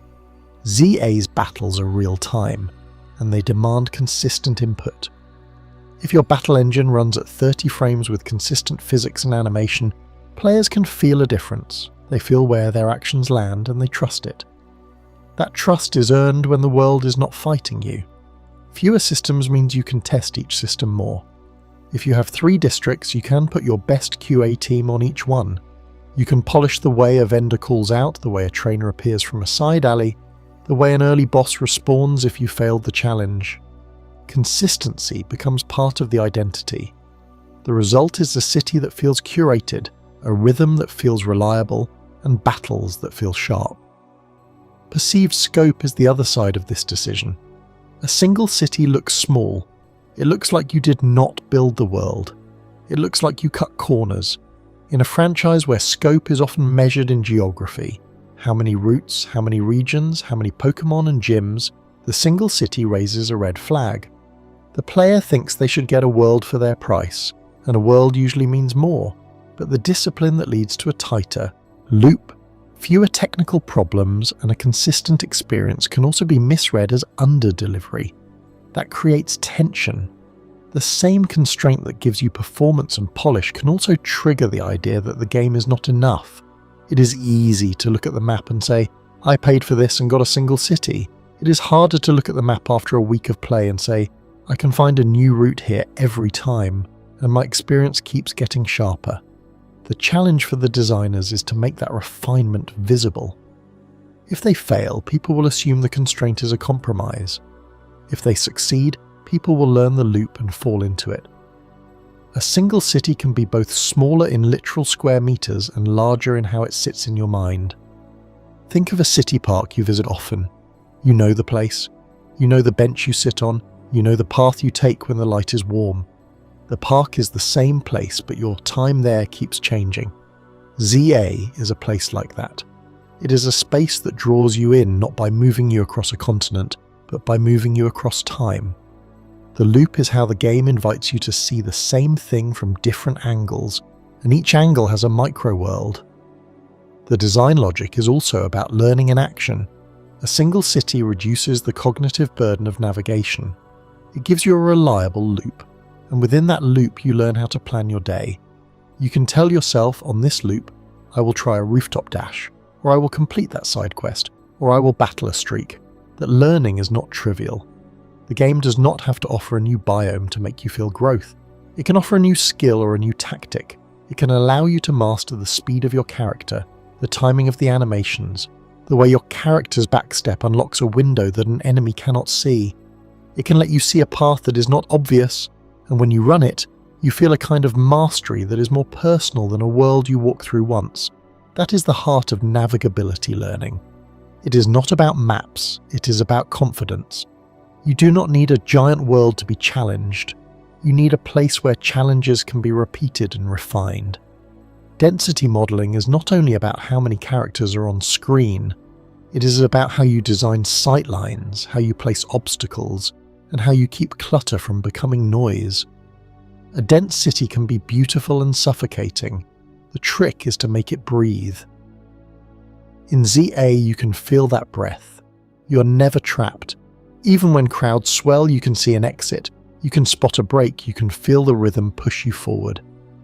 Designers who choose a single city are not lazy.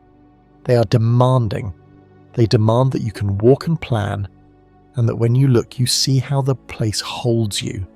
They demand that the experience you have in the loop is not a temporary tool, but a habit. And habits are where complexity turns into mastery. The loop's logic can be subtle. Walk, interact, battle, run, walk to a goal. Interact with a small event.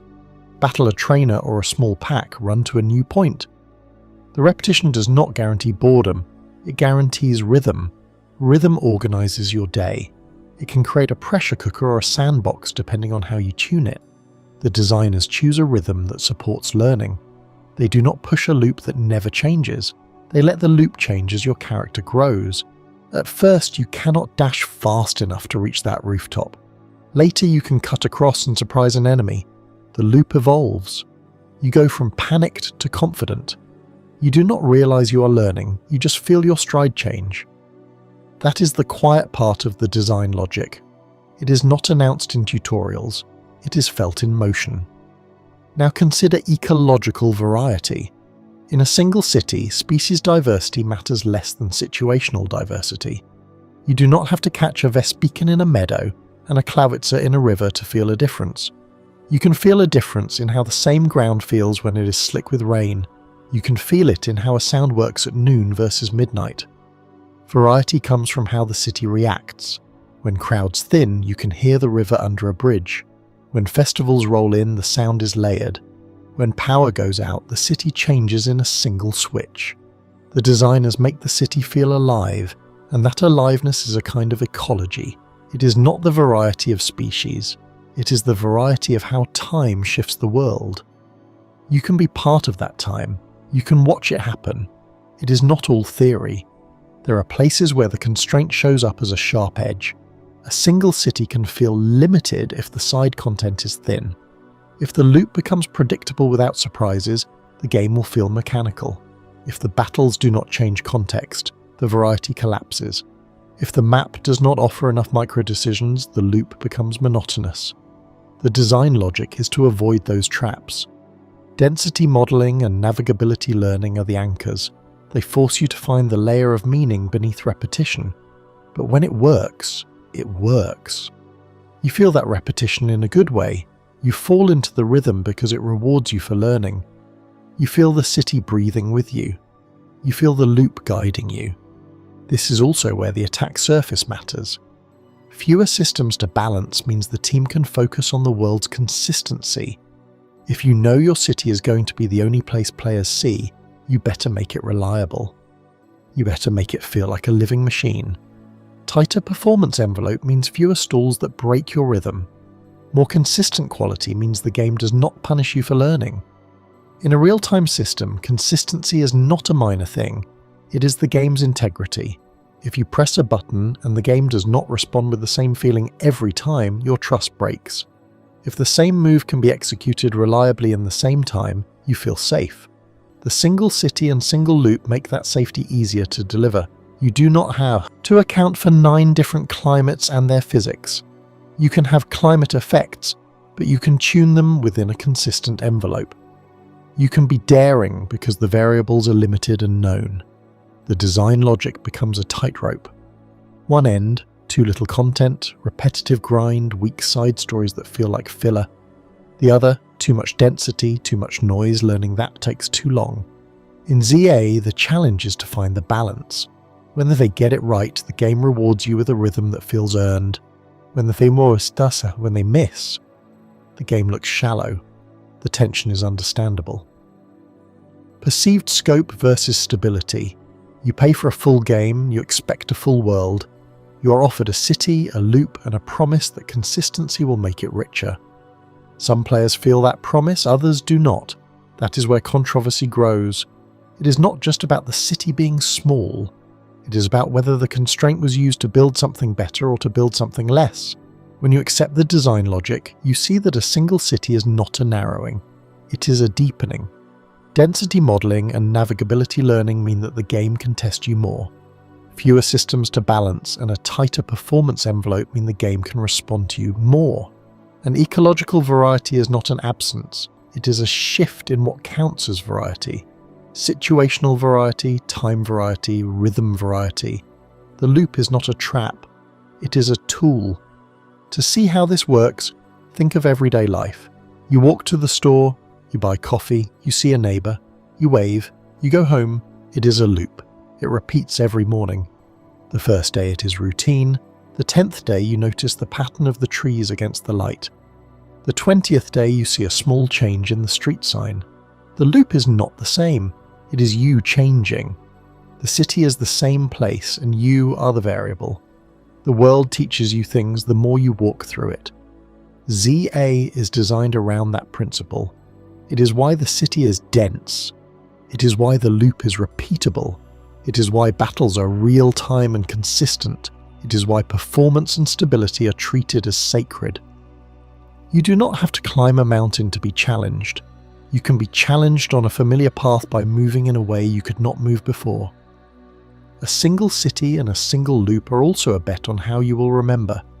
If you explore a world once, you will remember the wide shots. If you explore a city many times, you will remember the details. You will remember the vendor with the crooked sign. You will remember the corner where the wind is colder. You will remember how the sound of the river changes when the festival starts. Those memories are what make a game linger. Those memories are what make a single city feel like a world, and that is the design intent.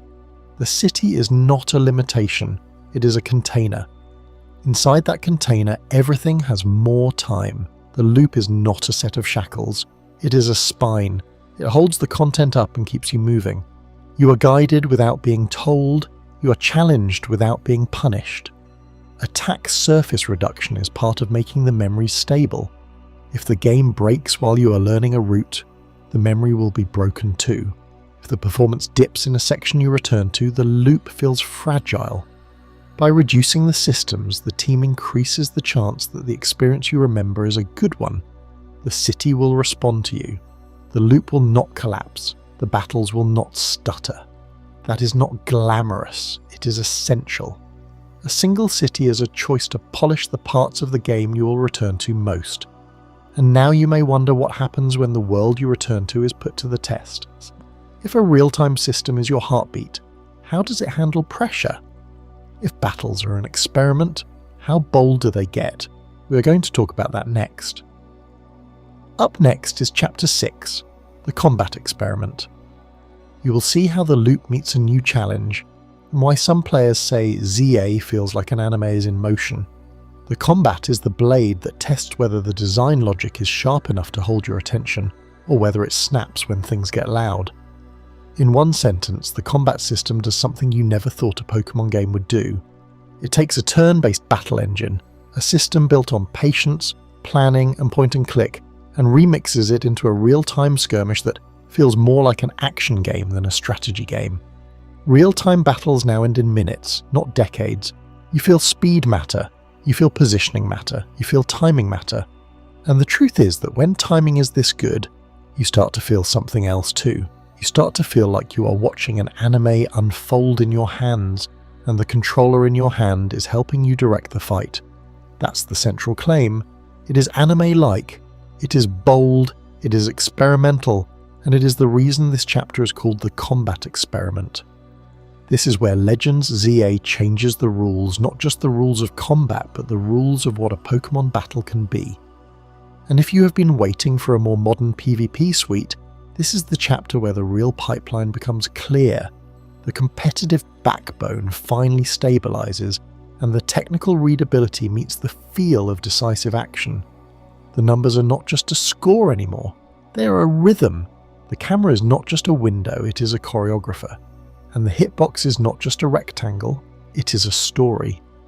To understand why the anime claim lands, you have to see what the design team actually built, and that starts with a stack of core ideas. Real-time modifiers are woven into the core loop in ways that would have been impossible before. When a weather skill is cast, it does more than tick a box, it changes how other skills behave. When a terrain changes, you can see it and you can feel it. Mudslap does not just lower accuracy, it creates a shimmer of reduced clarity that you actually see, and it slows the flow of the game. A stat buff is not a number on a screen. It is a soft glow and a slower ramp, a settle between the moment of activation and the moment of impact. And all of that happens as time moves. Telegraphing windows make that movement readable. In an action game, a good telegraph is a promise. It tells the player, I am going to do this, and you are going to have a chance to do something about it. Here, a big wind-up is a flash and a specific camera angle and a clean silhouette. A small move has a different set of tells. You learn those tells. You can dodge, parry or counter.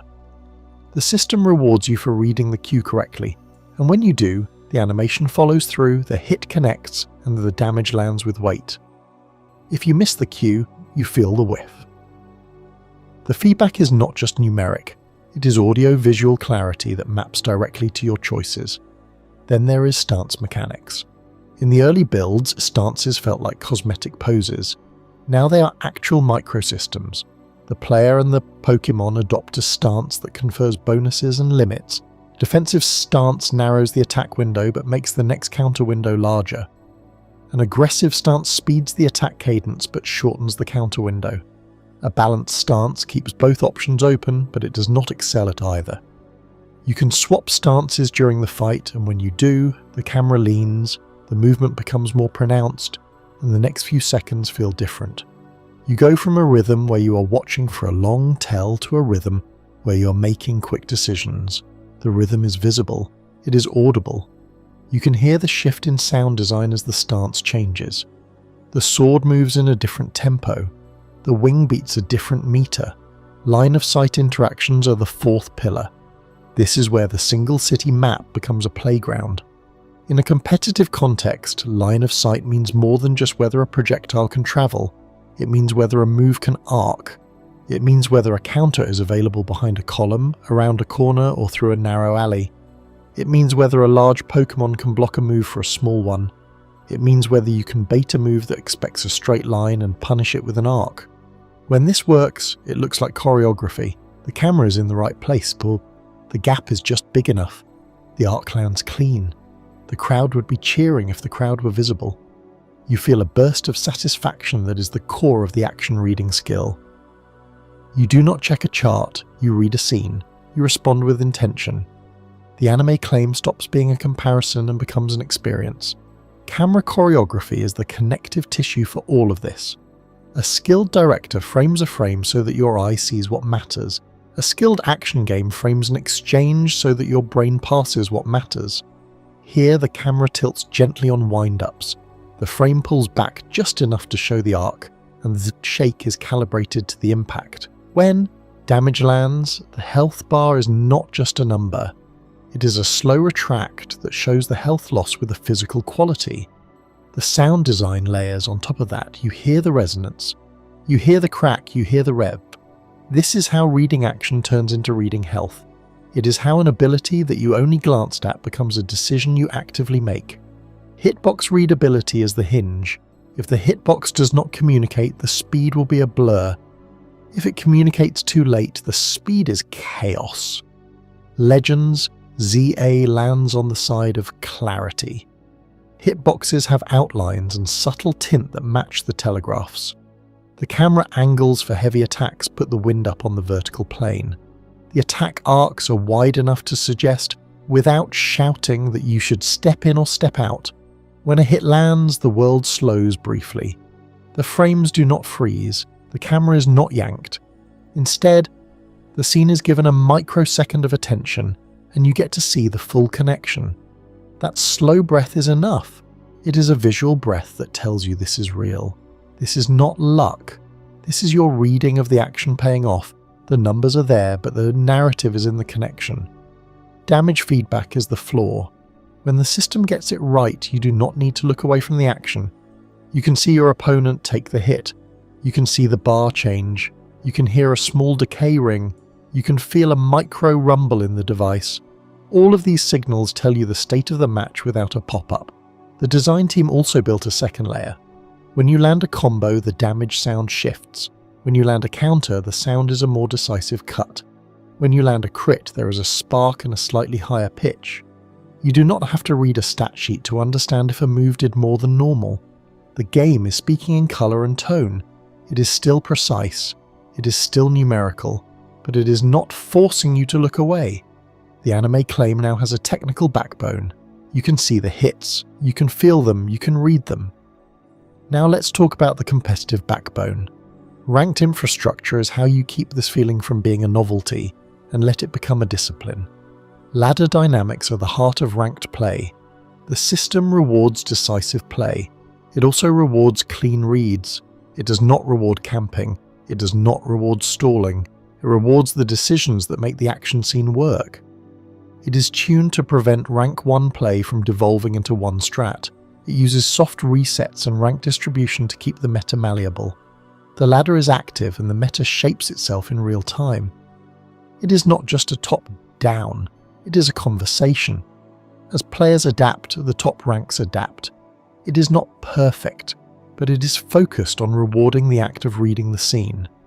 Seasonal resets are the second pillar.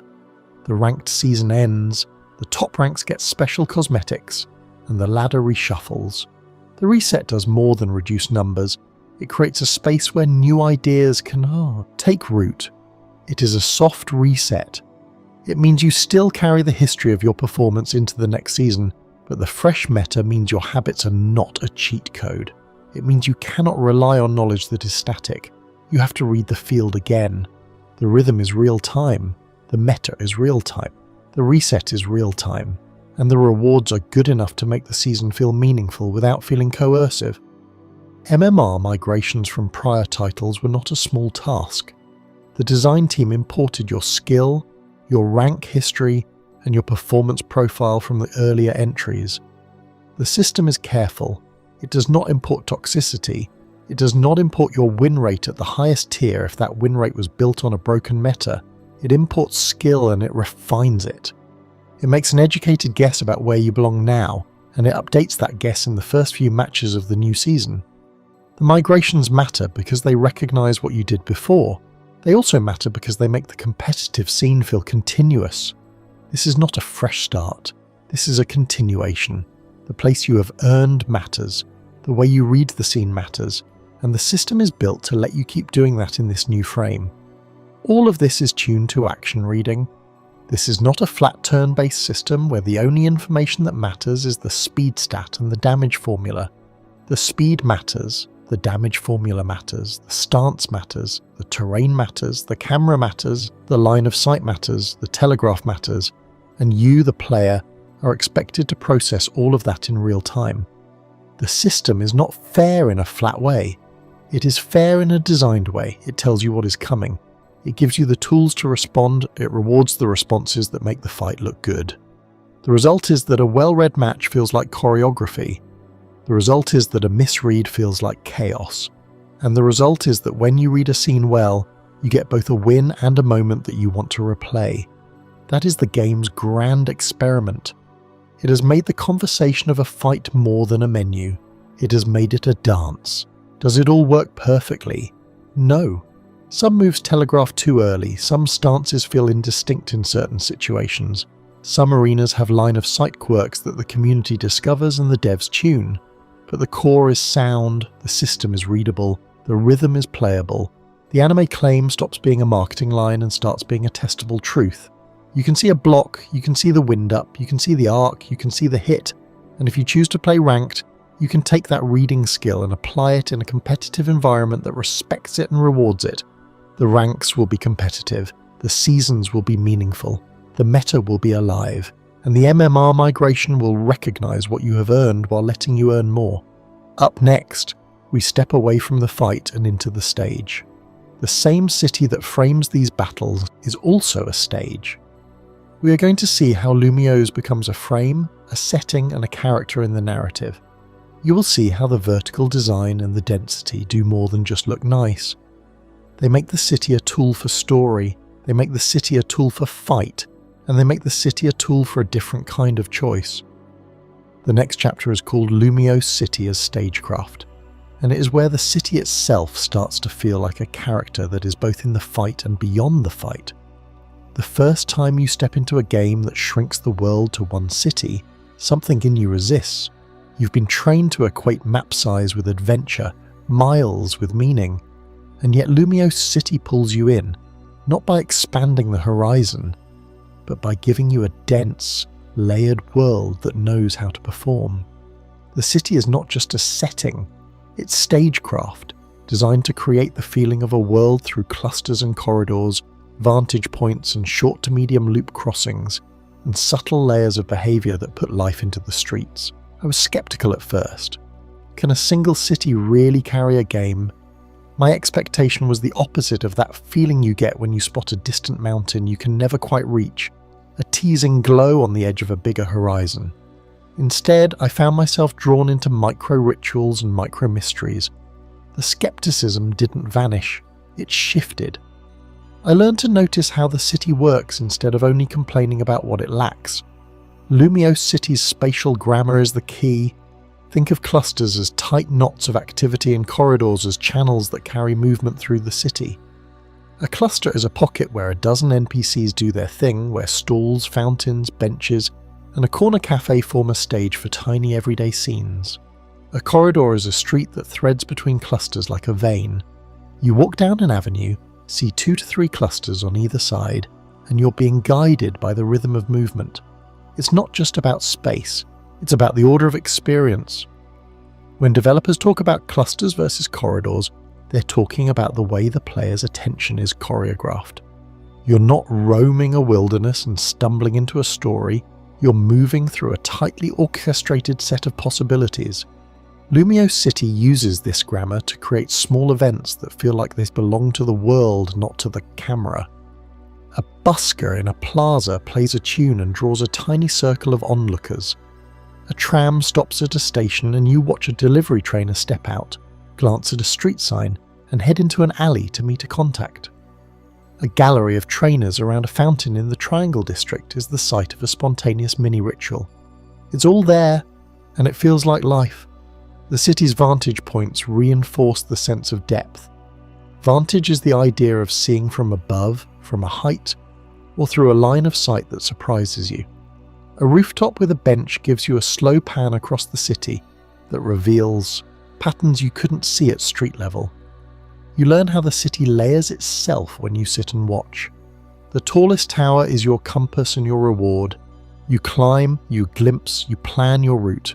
Then you drop back down and move because you've made a decision based on what you know now. Vantages are the city's way of letting you strategize and feel, and they make the vertical dimension not a gimmick but a language.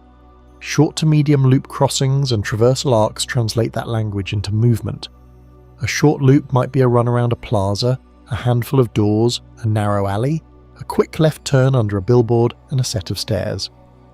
It takes you past 3 ambient routines, maybe 2 patrol nodes, and a snack stall where the vendor waves at you. A medium loop crosses a corridor into a cluster you've visited, but now it's different at a different time of day.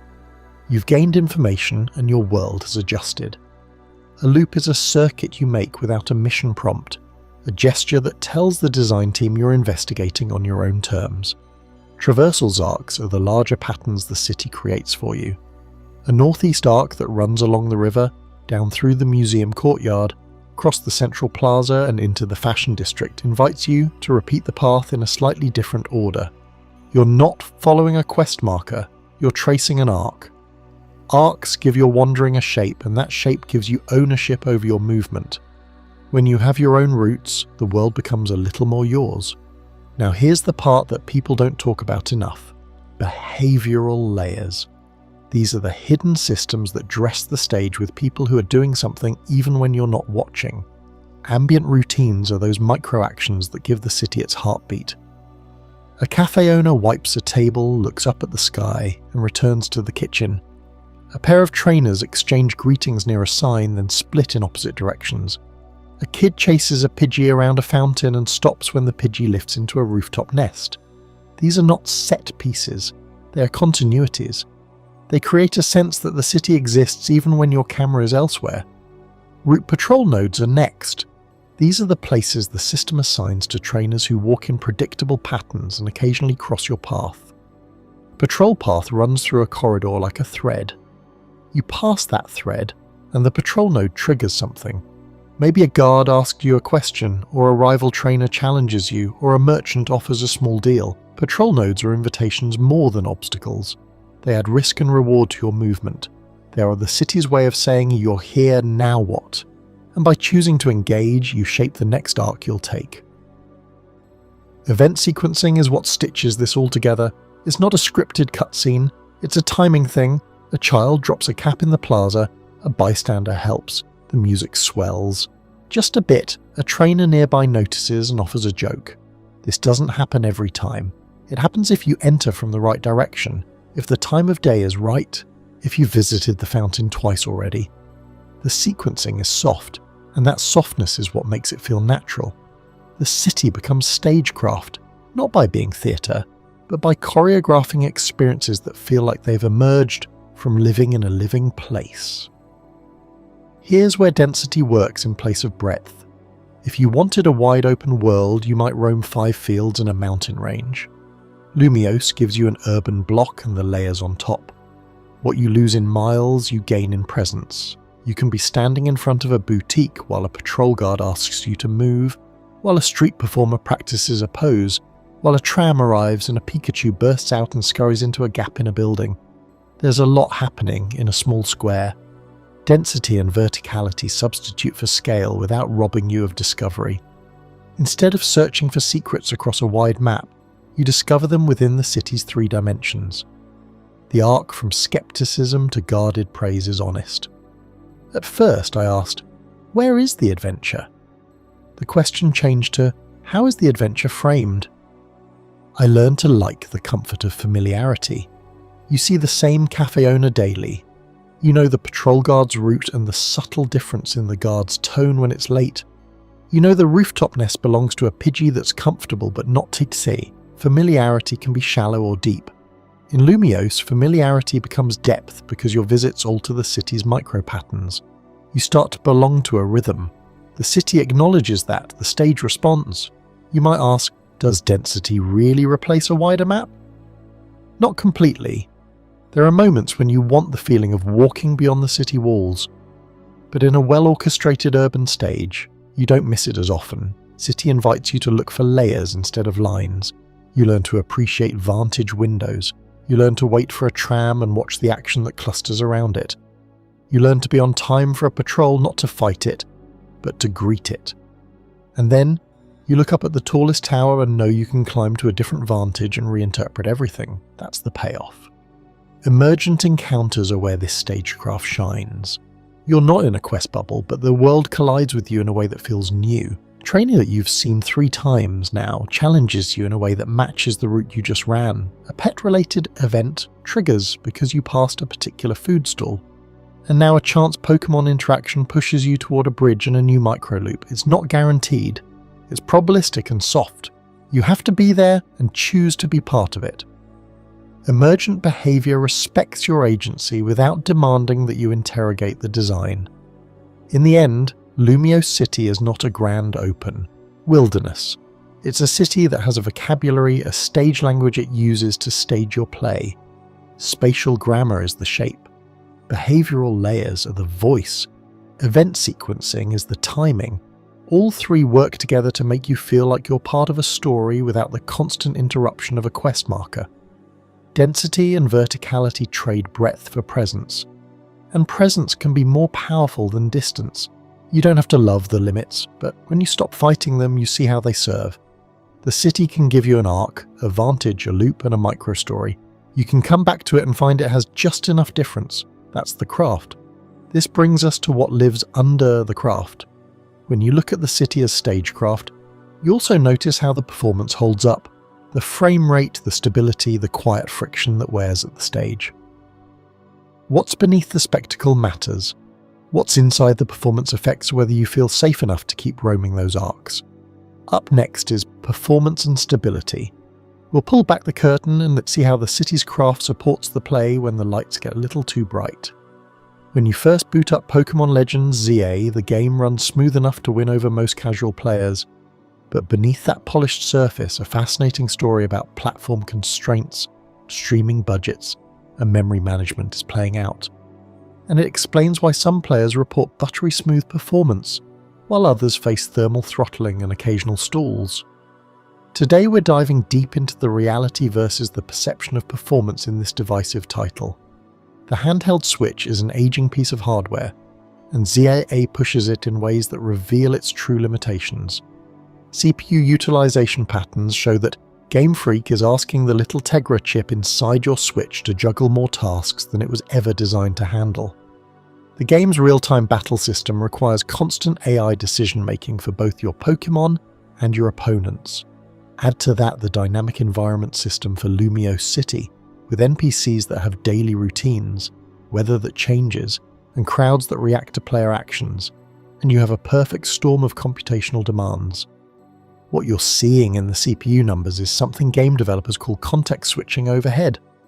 Each time the game needs to pause AI calculations to handle a player input, then resume those calculations, there's a small but measurable cost. In small encounters, this cost is barely noticeable.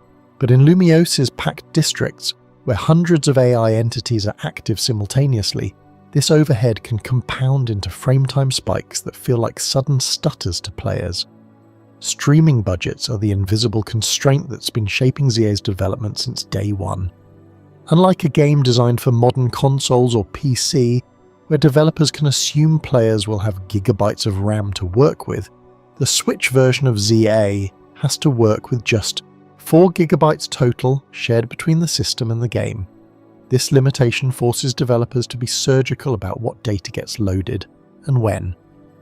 The game's asset streaming system is constantly making tough choices about what to keep in fast memory and what to demote to the slower storage.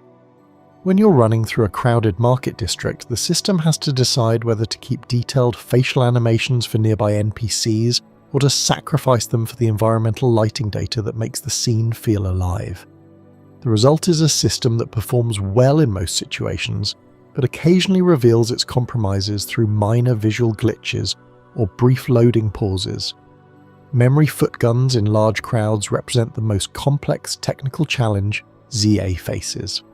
A footgun in game development parlance refers to a design choice that seems smart on paper, but creates unexpected performance problems in practice. In ZA, the decision to populate Lumiose with living, breathing crowds creates what developers call state explosion. Each NPC in a crowd isn't just a static model walking in a loop. They're entities that can be startled by nearby battles, respond to player actions, and even remember player encounters over multiple play sessions. The technical reality is that tracking the mental state of even 100 NPCs requires exponentially more memory than displaying 100 static characters. Each crowd member needs to store their current mood, their recent interactions, their preferred daily routine, and their reaction to player reputation. Multiply this by the thousands of NPCs that can populate a busy district, and you begin to understand why some players report frame drops during peak crowd density. These performance issues manifest differently depending on how you play. Players who stick to early game areas and story missions report minimal problems, largely because those areas have fewer NPCs and simpler interactions. But players who spend hours battling in ranked mode or who like to explore every corner of Lumiose begin to accumulate the cumulative effects of memory pressure. What starts as smooth 24-hour gameplay can gradually develop stutters and slowdowns as the game's memory pools become fragmented. The reported stability clusters paint a picture that's more nuanced than online discourse might suggest.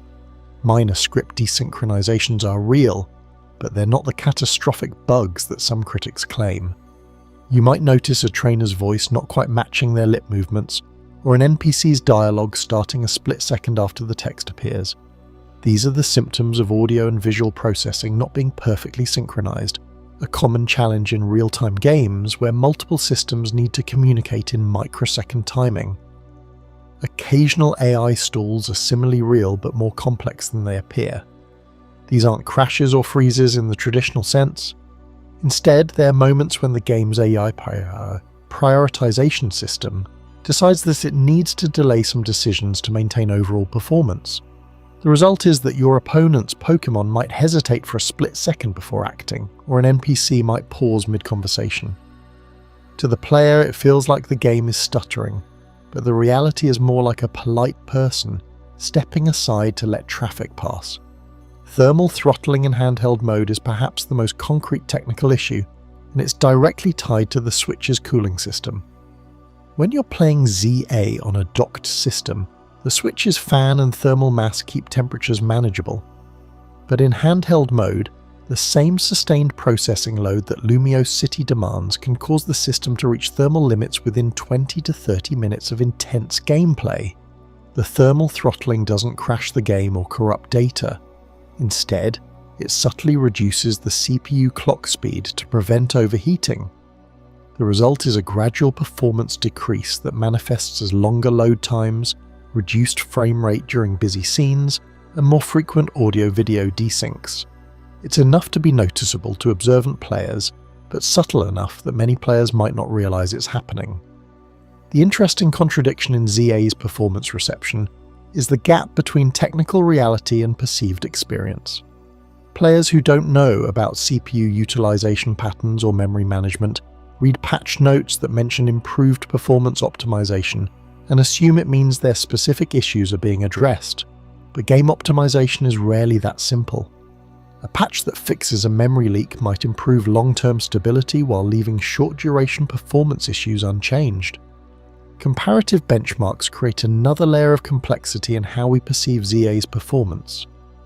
When you read a review that compares ZA to games like Mario Odyssey or Breath of the Wild, you're not just comparing frame rates, you're comparing different architectural approaches to similar problems. Odyssey succeeds in part because it restricts what needs to be calculated at any given time. Breath of the Wild succeeds by using sophisticated data streaming to keep the world feeling alive without constant processing overhead. ZA makes different trade-offs because it has different design goals. The dense, reactive environment of Lumiose City is part of its artistic vision, even if it comes with performance costs. When platform reviews note acceptable or good enough performance, they're making qualitative judgments about whether those costs are worth the artistic gains. The expectations game plays a huge role in shaping how players experience ZA's performance. If you go into the game expecting a perfect 30 frames per second in all situations, you'll be disappointed. But if you understand that Game Freak is pushing 10-year-old hardware to do things it was never designed to do, and that the game runs smoothly 90% of the time, you might find the experience more acceptable. What makes the performance story particularly interesting is how it mirrors the broader controversy around ZA. Defenders point to the fact that most battles run smoothly, most exploration is problem-free, and the game never crashed during their dozens of hours of play. Critics point to specific moments where performance falters and ask why the game couldn't be optimized better. Both perspectives contain truth. ZA is genuinely impressive in how much it accomplishes on limited hardware, and the majority of your time with the game will be smooth and enjoyable. But it's also true that ambitious design choices create performance bottlenecks that manifest in specific circumstances, and those moments can be frustrating to encounter. The technical teams at Game Freak face a constraint that many game developers don't have to consider. When you release a game on a popular console, you have one version to optimize, but ZA is part of an ecosystem that includes tournaments, ranked play, and social features that require consistent performance across different hardware states. The performance you experience on a new Switch might differ from what you get on a model that's been used for 2 years and has more thermal wear. This reality versus perception gap extends to how we talk about game performance in general. When a game like ZA runs at an average of 28 frames per second instead of 30, does that matter if it feels smooth? When AI occasionally hesitates for a split second, does that matter if it doesn't affect battle outcomes? The answers depend on your expectations, your sensitivity to certain types of performance issues, and how those issues manifest in your specific playstyle. The ongoing conversation about ZA's performance isn't really about frame rates or CPU utilization. It's about the degree of compromise we're willing to accept in service of design ambition, and about how transparent developers should be about technical limitations. It's about whether we judge a game on its smoothest moments or its worst ones, and about how much technical excellence we expect from established franchises. As we move into our next chapter, we turn from the invisible engine of performance to the visible art of design. The question becomes not what your Switch is doing to make the game run, but what the artists and designers are showing you when the performance is good. Up next, art direction, not graphics. What happens when a project chooses a clear art direction over cutting-edge graphics and suddenly becomes legible, recognizable, and recognizable in a way players can actually navigate? You've probably heard the debate in different words. Is the art charming or is it dated? But the real story in Pokémon Legends, ZA runs deeper. It's not about how many polygons you can crank, it's about whether the experience reads instantly, whether colors carry meaning, and whether every icon and silhouette supports the way a city breathes.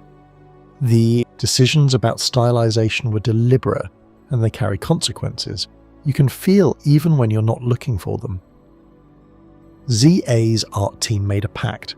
They would favour readable shapes over fine details, colour rolls over texture ornamentation, and identity cues over short-term visual novelty. That sounds simple, but in practice it's a design philosophy that shapes the loop of play and the way the game feels at speed. Readable silhouettes are the starting point. Every character and Pokémon in this city is built to snap into focus from a distance. Their outer lines are distinct, their proportions are consistent, and their outlines carry the weight of recognition. You can tell who's moving, and who's taking up space before you zoom in or the camera settles. That matters in combat, in traversal, and in crowd scenes. When a scene is dense, and Lumiose is a city that lives up to that word, the eye needs a lifeline. Silhouettes are that lifeline. Colour rolls carry that lifeline further. Instead of a fireworks of saturated hues that compete for attention, ZA assigns jobs to colours. Warm colours are used for comfort and commerce. Cool colours mark transit and transition. Accent hues mark interactivity and priority. You learn to read these jobs the way you learn to read a transit map. If a door glows a certain way, you know it's an entrance. If a border pulses, you know it's interactive. If a mark is a certain hue, you know that it's tied to a faction or a function. Colours become a grammar. They do not just decorate, they instruct. Iconography ties that grammar to Lumiose's identity. Every symbol, every signage element, every emblem and icon is consistent in style, weight and purpose. It's not the noise of logos, it's the coherence of identity. You recognise a city's voice because it keeps its promises to the eye. The same glyph language appears on storefronts, on wayfinding systems, on the corners of menus, and on the edges of the UI. In the background, on posters, on uniforms, on banners, the iconography is not random. It connects what you see on the street to what you click in the menu. That connection matters more than any single pretty texture, because it reduces cognitive load and turns the world into a set of readable patterns. But the road to this clarity wasn't just a creative one, it was a resource decision, and resource decisions are a story about priorities. The project could have chased raw fidelity, adding high-resolution materials and expensive lighting passes that would have given you prettier screenshots in stills and maybe more dramatic lighting in a cutscene. But the team chose to invest in the art pipeline and throughput instead. Throughput means getting a lot of consistent, high-quality assets out the door, fast and on style. It means building tools and pipelines that scale. It means sacrificing micro-fidelity in exchange for macro-cohesion. Engine tech debt, if left to sit, would have pulled resources in the opposite direction, burning budget and time to chase polish that would not benefit the play. The art pipeline acted as a kind of valve, feeding design decisions and production needs, so the game could move at the pace the loop required. This choice comes with a trade-off you'll spot if you look for it. Textures repeat, materials reappear, you'll see it in benches, in bricks, in signage, in surfaces. That is not a hidden defect. It is an acceptable trade-off, a rational allocation of attention. The repetition disappears into the flow of play because your eye has other jobs. Read the scene, read your goal, read your ally or your opponent. The repetition does not alienate the city, it embeds it. You stop seeing the same tile because you are busy seeing the same idea. The city reads as a place with a consistent aesthetic, and consistency makes the space feel lived in. What does this look like on the ground? It looks like a city that uses line, shape and colour to mark function. In a cutscene, silhouettes carry emotion. You can read intent from posture and outline, even in motion, even with stylization. The camera does not need to linger to let you understand. A raised shoulder line tells you defiance. A forward lean tells you urgency. The colours around the character tell you what matters, because they are not random. They are tonal roles. The iconography in the scene does not scream, it whispers. The signage on a kiosk, the way a doorframe turns, the pattern on a banner, the minimal badge on a shirt, these speak the same language. When you step from a cinematic moment into a menu, the same language waits for you, the same weight of strokes, the same rhythm of accents, the same colour logic. Cutscenes, UI and action share a grammar. Cohesion is the payoff. You might wonder what is lost in this approach. The obvious answer is a kind of graphical flourish, the gloss of a next-gen render. But what is gained is bigger. A city that reads instantly as a city you trust. Players can sprint through plazas and find the meeting point because the iconography is clear. They can read a street's function because the colours and shapes do the work. They can follow NPC action in a crowd because the silhouettes stand out. In battle, you can tell who is moving and what is active because forms are crisp and readable. The game reduces the effort required to pass the scene and maximises the effort available for play. This cohesion pays off in action sequences too. In real-time combat, clarity is survival. You need to know who's where, what is blocking, what is opening, what is telegraphing. Stylization here is a form of accessibility. It's not just aesthetic, it's functional. The enemies telegraph patterns through shape and colour. Allies are readable even when the camera pulls back. The system tells you what you need to know without asking you to decode micro-detail. It's an important distinction. ZA is not trying to dazzle you with details. It is trying to convey with efficiency that efficiency is a design promise kept. The pipeline that supports this is not a side note. It is the engine of the whole approach. Tools that enforce proportion, weight, and icon style make it possible to maintain consistency across dozens of designers, hundreds of assets, and months of iteration. It's the difference between a city that looks stitched together and a city that feels written. Throughput means the team could keep the play loop fresh and the city lively without putting everything on the back of a single rendering advance. It means the game could ship more content per unit of effort, not because content is shallow, but because content is consistently produced within a shared design language. It's an underappreciated triumph. The art pipeline is not just supporting art, it is enabling scope. Let's be clear about what this does not mean. It does not mean the game has no visual interest. It does not mean the city lacks personality. In fact, personality comes from the discipline, not the chaos. A city that keeps its promises to the eye feels coherent. Coherence is the seed of trust. The more you trust the world's signals, the more you can sink into the loop without friction. ZA understands that. It is not pretending to be photorealistic. It is not masking its stylistic choices. It is claiming them. That claim is audible, and it shapes the way the city reads. You can find this clarity in details. Consider a simple door.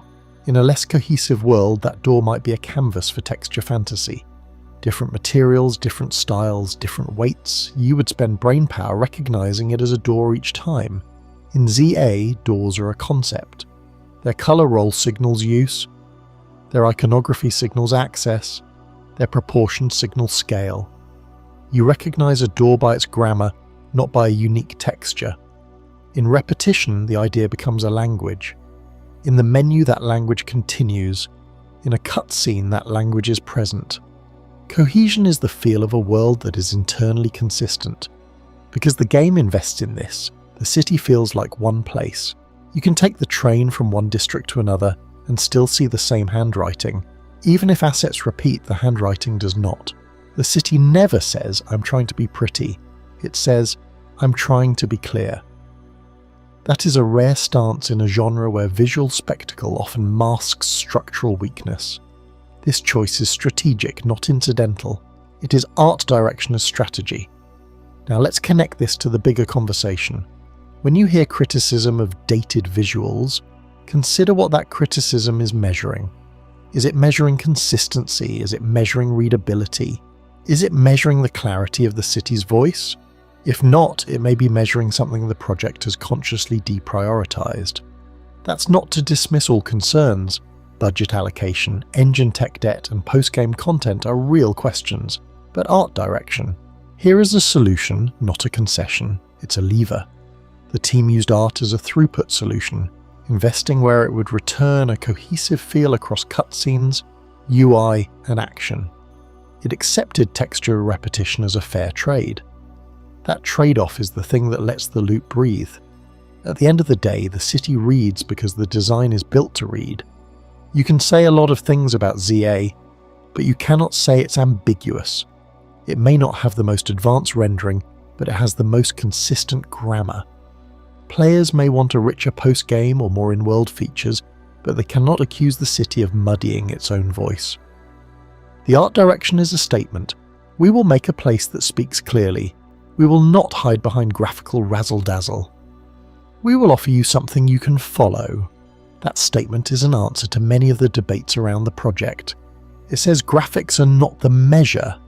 Art direction is, cohesion is, readability is, and when you factor in the budget, the pipeline, and the need to ship a world that is navigable and alive, this approach makes sense. You can prefer shinier materials, and that's a taste. You can want more features, and that's a critique. But if you evaluate the project on its own terms, you begin to see the shape of the decision and the way it pays off. Up next, we step onto a different kind of ground. The supporters of this project, those who argue for joy over specs, for rhythm over purity, for what the game does right and why that might matter more than what it lacks, have their own chapter, where supporters' land follows. If you've been listening closely, you already know we're about to unpack the arguments that feel strongest in a community that's tired of noise, and you'll hear the case laid out with the same kind of clarity that marks ZA's own visual grammar. Where supporters land. If there's one sentence supporters keep coming back to, it's simple. This is the kind of Pokémon loop that keeps you smiling. Lumiose City isn't the world, but it feels like the world you live in. The loop works. You step out of the station. You choose a route with a gentle twist. You train or battle. You log off feeling like you accomplished something big. And then you come back, often within the same day. You know how it is with games that have this cadence. You tell yourself, just one quick run, and then you spot a badge that glistens like a status update. You throw your new partner a quick team build that immediately clicks. The next day, the routes have been lightly shuffled. Something about a new street vendor, or a league with a different style, and your curiosity tugs you right back in. That's not the sign of a shallow game. That's the sign of a system built to be resumed. This is the rhythm supporters lean on. It's designed, not accidental. In fact, you can feel the intention behind the loop. The micro-reward cadence is tuned for frequent unlocks. You can feel the steady drip of new recipes, new battle playlists, and new unlocks that give you a nudge to keep playing. Seasonal content drops come in like calendar changes. You see it, you get a ping of motivation, and it's not a grind. It's a restful rhythm you can carry between real-life duties. What that means in practical terms is a game that respects your time, but also respects your attention. A lot of modern games ask for long stretches in one sitting. This one gives you a different option. 10 to 20 minutes is enough to make a tangible difference. You can finish a short expedition through a route that's been rotated. You can finish a weekly badge challenge or a guild trial. You can join a casual tournament and feel like you've played a match, not just a microcosm of a match. Supporters point out the real-time battles too. When the clock ticks and the animations flow, the experience is dynamic the way it feels in an animated show. It's the blend of planning and impulse. You set your team, but at the edge of the street you make decisions, and those decisions land. The ranked battles are satisfying when your team works, and just as interesting when it doesn't. The dynamic feel gives the game a sense of life that goes beyond a spreadsheet full of stats. What stands out more, though, is the flow state the loop invites. Short session play is a practical necessity in a busy life, and the game respects that. You don't get penalised for stepping away. You can drop off at a market, a skill trainer, or a station platform. You can pick up again at a borough, a training bench, or a side quest portal. The path to re-entry is resilient. There's no need to relive an onboarding process. You can just jump back in and feel grounded immediately. Escalation is gentle. The game nudges you upward. You start with the routes you can handle. The route modifiers rotate on a schedule so you can revisit old paths with fresh purpose. One week the alley has snow or storm conditions. The next week you have a speedrun variant that turns your usual run into a training exercise. You get a day of night routes that test your comfort with stealth. You get a day of tech routes that invites you to experiment with abilities. You come away with new knowledge, new strategies, and new stories. It's not a grind, it's a gentle slope that lets you climb without getting winded. In the middle of all of this, Lumiose City is more than a setting. It's a playground with an identity. Supporters remind you that the city was the bold idea, and it works. The vertical design is efficient, not just pretty. You can feel the life in the markets, the choreography of the foot traffic, and the texture of the shops. The boroughs make sense, and they invite exploration without promising endless vastness. What you get instead is density and a vibe. The city's life is more than aesthetic. It is functional. It's a lab for flow. It's an experiment that supports frequent, digestible play. The social side strengthens the play. Guild trials are a consistent anchor. They're not always tense. They're often casual, structured, and welcoming. You see guild names like Route Runners or Mirage Flares, and you know what to expect. Variety is the rule. Sometimes it's a speed trial, sometimes it's a skill check with a specific partner, sometimes it's a puzzle run that tests coordination without punishing you. You can drop in, participate, and get a sense of community without feeling like you missed out on a season-long arc. The message is simple. You belong here, even if you only have a few minutes. Casual tournaments also anchor the scene. You get bracketed formats that do not require a studio-level commitment. You get a quick match with a clip-worthy moment, and you know you can walk away with a badge that represents your play. The rules feel designed for quick matchmaking and clean resolution. That's valuable in a life where schedules are brittle. It lets the social economy be flexible while remaining meaningful. You don't have to wait for a big event to feel like a competitor. You can compete on your terms. Viewer participation channels are part of the fabric too. They are not just gimmicks. They influence routes, challenge styles, and the communities that gather. You'll see street prompters in the city that set daily runs inspired by content drops. A creator streams, and the city's posters reflect that. A streamer pushes a route modifier that other players vote on, and the city changes. It's an active micro-ecosystem. People build a personal brand around their favourite borough. They build teams around a vibe. The point is not to be competitive all the time. The point is to be social in ways that complement the play. From the art direction to the visual style, supporters feel the charm. It's not a chase after hyper-realism. It's a style that holds together. A cohesive look that feels true to Pokémon's heart. The game isn't trying to wow you with raw graphics. It's trying to welcome you with visuals that feel consistent, friendly, and clear. That style has a psychological effect. It lowers friction. It helps your eye find information without reading a manual. It makes it easier to return after a week away. It makes it feel like visiting a place you know. A frequent comment from supporters is that the game's frame rate is stable in most conditions. You'll hear them say bugs exist, but the online noise about performance feels exaggerated to them. The defense here is practical. They play, they feel the stability, and they prefer that experience over arguments that happen online. The argument becomes not a technical discourse, but a lived feeling. The game is in motion, and the motion is satisfying. That's the metric supporters use. Supporters also like the loop precisely because it's fresh. They say the game's pace feels lighter and more repeatable than others.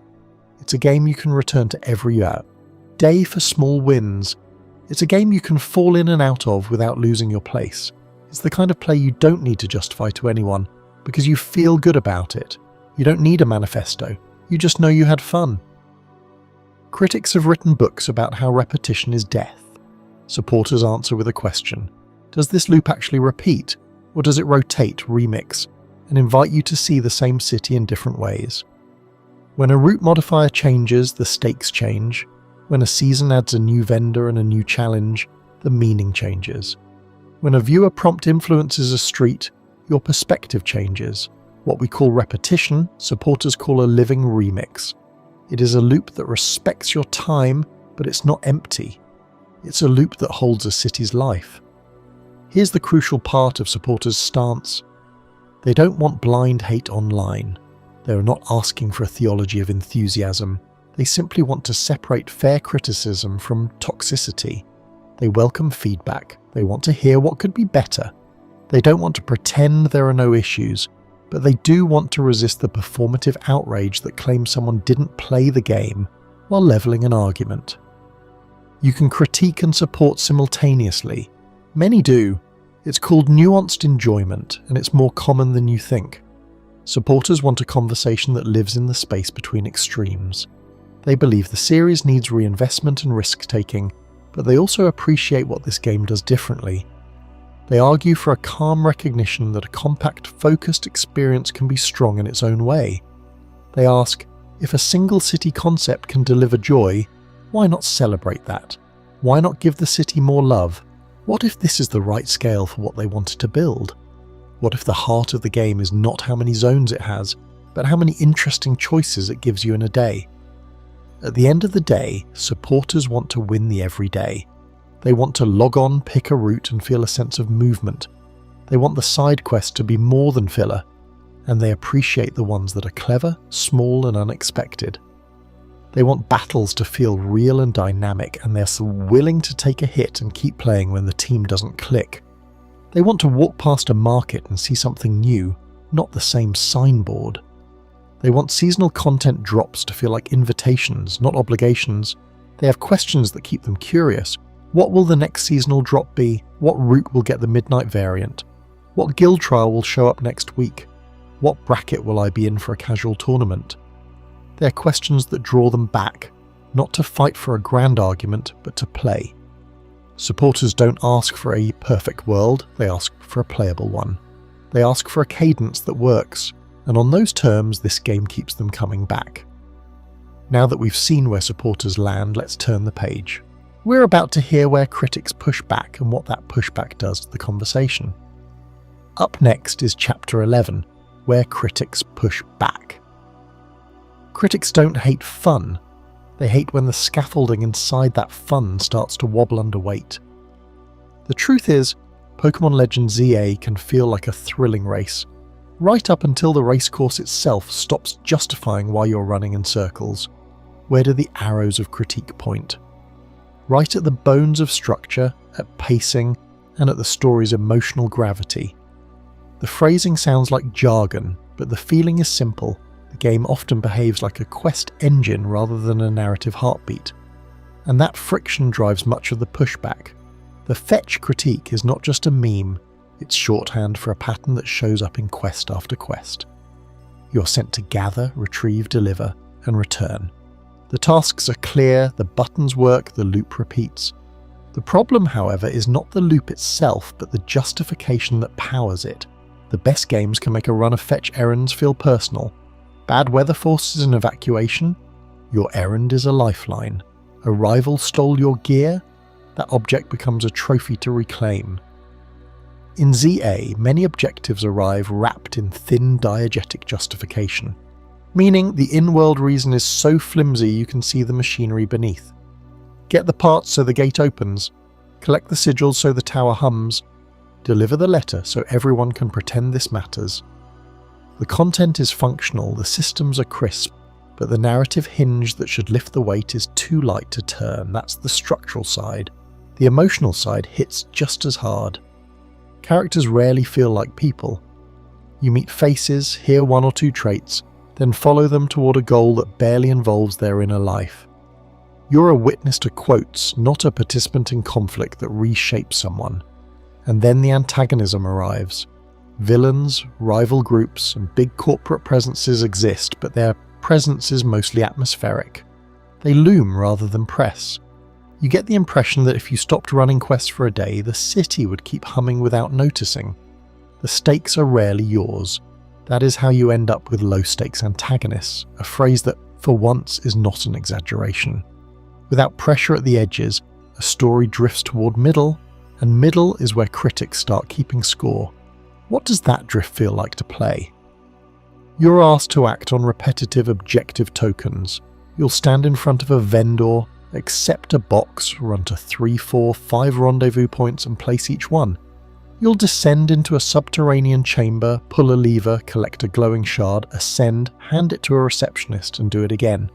Tokens everywhere, glowing stones, missing keys, escorted items. None of these mechanics is a sin. The question is, what are they tokens of? If the answer is system functionality, then you're being asked to work a machine that can be solved by pressing the right buttons, not by living the story. You perform the task. The world acknowledges the task. The emotional gravity of the task rarely shifts. That is where the story's bones begin to creak. The XY comparison surfaces here, and it matters more than anyone wants to admit. Parts of ZA feel like they arrived with the same contour lines as an earlier map. The rival structure, the corporate backdrop, the stakes that hover without descending, the final act that rushes and conflates. It isn't a beat-for-beat carbon copy, but the arc resonates. The sense that this tale is a rehash is not an accident of taste, it's a recognition of pattern. The original script provided contours, the new script remapped the city, and the city is Lumiose, but the structure carried the same loop and the same stakes. That can feel like a missed opportunity, and missed opportunity is the sort of label that sinks in. Supporters will argue that the structure is fine, that the gameplay overrides the story bones, and that this new layer on an old frame can still be thrilling. The evidence is real. The real-time combat, the ranked system, the animation of KOs, the energy of flash auctions, the feel of the league approaching, the street-level combat, the layered camera during tower descents. Those elements are undeniably satisfying, and they do not need a deep script to be enjoyed. But the tension between fun and weight is where people split. You can get addicted to hitting the right button at the right time, feel your heart rate rise during ranked matches, and then step away wondering why you're taking a badge from a person who never challenged your choices. The system hypes the person, but the system does not humanize the world. Emotional core becomes crucial then, and it is where many critics plant their flags. ZA provides excitement without letting you inhabit a life. The city is dense, vertical, alive, but it is largely a stage. You are meant to run, to fight, to watch. To feel personal stakes, you need more than environment. You need characters who look at you and risk something, or worse, risk you. The game introduces figures that mirror XY's counterparts, and their roles feel like a rehire rather than a rebirth. That is not an attack on any individual actor in the story. It is an attack on the why underneath their lines. If the arc is recyclable, then the conflict becomes limited by the script. The script can't surprise you if it's already been remixed a few times. You get conflicts that end at rival beats you, and then smiles and nods. Corporation stands in the way and then stands aside. Legendary arrives and you catch it, and the city celebrates your victory. Those beats can be fun, but the lack of new conflict shapes the emotional tone into a celebratory, cautious middle. It's a safe grey. Then the game ends, and you hit that quiet. The post-game space is where story weight is supposed to settle into the long term. You stretch, you relax, you look for something fresh that wasn't pressing you before. ZA's post-game is spare. If you don't want to live in ranked battles forever, if you're not magnetized to shiny hunting, the alternative routes are thin. Side quests are minimal. Free roam zones beyond the city's limits are not there to explore. Feeding systems, contests, free roam distractions that let the world breathe. These are not essential, but their absence makes the game feel pressed into a single mode. That absence is not a tragedy, it is simply a choice, and choices define character. The durability deficit becomes audible when you stop advancing. You no longer hear the quest engine, you hear the emptiness. And what fills that emptiness? Repetition. Critics call this repetition because it appears as the same verbs over and over, and the verbs are bound to a thin justification that has already been told.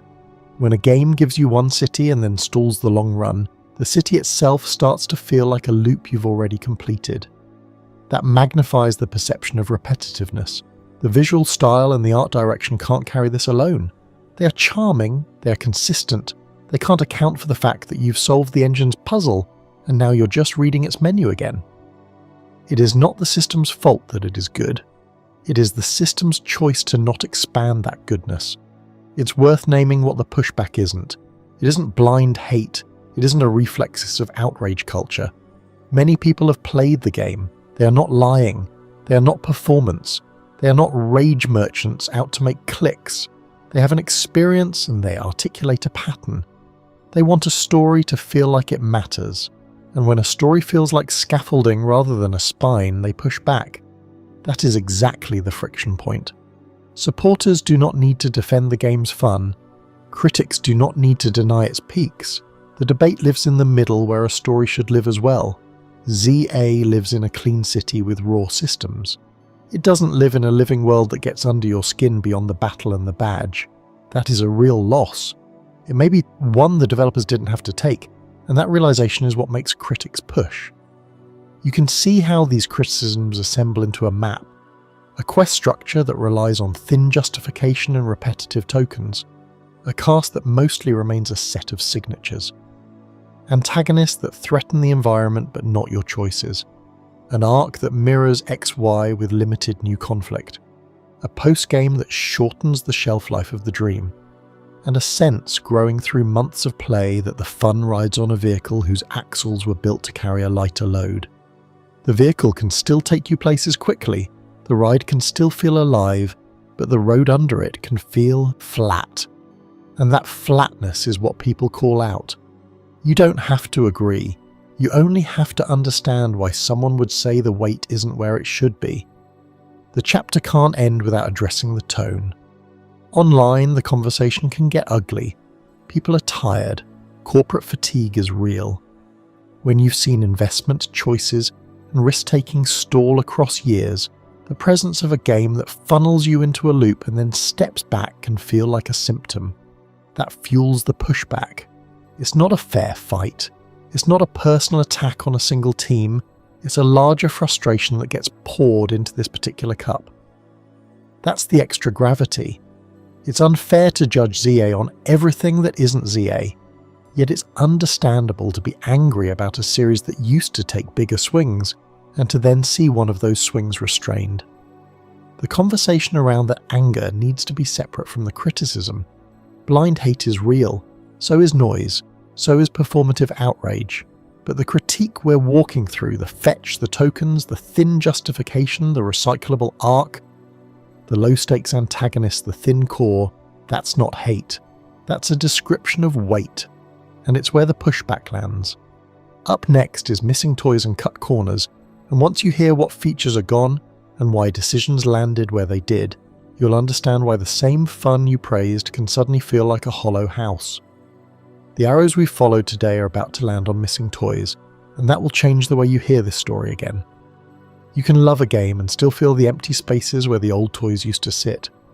What happens when an open world that promised to grow gets a tighter canvas, when bright sides of the experience that felt like a weekend with your friends are suddenly gone, and when the company's choices begin to look like a ledger that balances budgets instead of the joy of the moment. Today we're going to walk through the missing features, the corners that were cut, and the emotional sense that we are not playing the full set of a beloved series. We will call it the feature gap ledger, and we will be fair and honest about what is actually missing, what was reduced, and what was changed. Let us start with the big headline, because it sets the tone for this chapter. Free roam, the way most of the world has come to expect it in modern Pokémon, is not here. You do not ride your Pokémon across wide fields, sprint past rivers, or cross bridges to discover new mysteries in a new region. The world is a single city.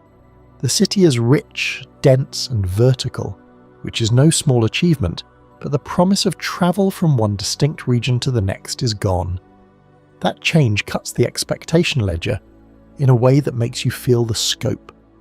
It leaves a hole in the heart of discovery, because discovery is not just about what you do in one place. It is also about the journey to new places. The journey in a single city has different textures and a different weight. If you enjoy the city, you feel the closeness and the details. If you expected to move like a nomad across the region, you feel the friction of a smaller playground. The absence of a wider open world shapes the beat, the rhythm, the breathing of the experience. Contests, those theatrical performances where you show your Pokémon in all their bright beauty and compete for ribbons that accumulate in a side collection, have been removed. I want to acknowledge the feature gap ledger with real words. Contests are not present. In a series that has been in your pocket for a long time, that loss feels concrete. It is a thread in a tapestry that gave colour to the world beyond battle. Contests let you feel craft. They let you stage, show off, and sometimes just enjoy your time as a curator. Their removal is not merely a technical note, it reduces an angle of play that built memory. Players who loved costumes, who loved those small moments of creative fun, now carry a list of minigames they do not get, a collection of ribbons that would have been warm reminders, and a story path that never opens. That story of a show, a spotlight, a decision, and a ribbon is simply absent. Then there are the bonding rituals. Feeding, massaging, petting, brushing, and all the affectionate little habits that made Pokémon feel like your companions, rather than just your tools. The feature gap ledger is clear. Many of these small rituals are reduced. In a world that continues to push the idea that these creatures are friends, it is curious to be asked to spend less time touching the object of your affection. There are still ways to connect, but the old routines that built intimacy in past games are not here in the same form. I have seen it written, and I have heard it said, that some players are finding new ways to bond within this game's single city. They are telling short stories of the relationships they have. They are doing emotional exercises, like choosing to name their Pokémon thoughtfully, or finding quiet moments in alleyways for a quick photo. But you also feel the gap in the set of rituals you grew up with. That gap sits like a missing piece in a collection that you care about. It does not stop with the marquee features. The feature gap ledger goes further. Mega Evolution is tied to a paid add-on. This places a familiar transformation behind a barrier. When a mechanic that has been part of the lore becomes something you have to unlock by paying, you do not feel the same freedom to use it. You feel a content gate. You feel the ledger move. It changes the narrative of what you can do and when. It also creates the idea that the game was built to sell an additional piece of content. Some people will say they do not miss Mega Evolution, and that is fine. Some will say they appreciate the design balance of this single city. Others will find that they can still feel the difference. The tension of a system that is only accessible if you make an extra purchase. That choice is a choice, and the feeling of that choice is part of why the feature gap ledger feels so heavy. Side content is another part of the ledger. Minimal side quests matter because they shape the feeling of an active world. An active world does more than ask you to do the story and go to ranked play. It leaves room for small adventures, mysteries, micro-conflicts, and stories of citizens who are not protagonists but have things to teach you. When the list of side quests is light, the world feels less like a living neighbourhood and more like a stage for a single show. The city is beautifully done, but there is less to distract you from a route that sometimes feels scripted, a route that invites you to move forward without as many asides to discover. You want something in the market square that needs you and is not a tutorial. You want a street of artists who need help organising an event. You want a hidden garden with a puzzle that does not talk to you. You want small quests that hang like lanterns on a string, and when they are few or dim, the string feels empty. Perception of technical shortcuts is another part of the ledger. People do not only see what the game can do, they see what the studio did. The feeling that corners were cut goes beyond the absence of a feature. It lives in the idea that the production wanted to avoid a wider scope. It lives in minor details, like a fewer number of texture variations, or a limited number of unique building interiors. It lives in the sense that you have seen something like this before, but with more of the thing that made it feel special. If you are the kind of person who values the architecture of a series, you will ask for more risk. If you are the kind of person who values the enjoyment you have with your friends, you will still see that the city is more than a stage. It has a shape. It has a life. It has some forms of interaction. Yet the idea of budget-first design sits on the ledger like a heavy coin. It does not matter whether the game actually crashed on you. What matters is the feeling that a decision was made to limit itself and then sell an add-on. That feeling, whether accurate or not, affects the trust. The post-game is sparse in the ledger. Beyond ranked battles, shinies, and a few repeatable activities, what do you do? Ranking ladders can be a good home base for players who love competition. They can give you a goal, a reason to keep training, and a circle of friends who come back for the next season. They are a good answer, but they are a narrow answer. A strong post-game usually has layers, an area to explore, a set of special creatures, a narrative thread that keeps asking you a question, and a reason to spend time with characters who have already given you a feeling. When those layers are fewer, you feel the hunger for a world to still be alive after the credits. Some players will craft their own goals, they will become shiny hunters, they will invite others to play, and they will create a community. But the game's own support for that feeling is reduced. How do we compare this to the last attempt at a new direction? In Pokémon Legends, Arceus, the world felt like a promise of freedom. It felt like the team took a risk, made mistakes, and then allowed the player to feel the joy of stepping into something untamed. There was a roughness to it, but the risk was visible. Here, the risk is different. It is a single city that is deep in style, but narrow in geography. It is a question of whether the gain in vertical design can replace the loss of region scale. Some will say yes, many will say no, not without a longer list of features that justify the change. The gap between what we got and what we expected makes the comparison a different conversation. One game invited you to take risks outside the city, the other asks you to be inside a beautifully built city and make your own adventure. For some, that is not enough. For some, that is the perfect fit. What do we make of the idea that we are missing toys? Toys are not just code, they are stories. The feature gap ledger is a ledger of time. It is a ledger of memories. You can read it like a short novel that does not end with the chapter you expected. The list is a reminder that something you loved about a brand is not in this book. It is a reminder that you are reading a different edition. It is also a reminder that the new edition has some beautiful, surprising things to read. The trick, and this is what makes divisiveness work, is feeling both realities at the same time. The game is fun for a lot of people. The game is also missing a number of beloved features that have defined a part of the brand's identity for years. The debate between those two realities is the place where heat is made. Now, do we have to pretend that the ledger is neutral? No.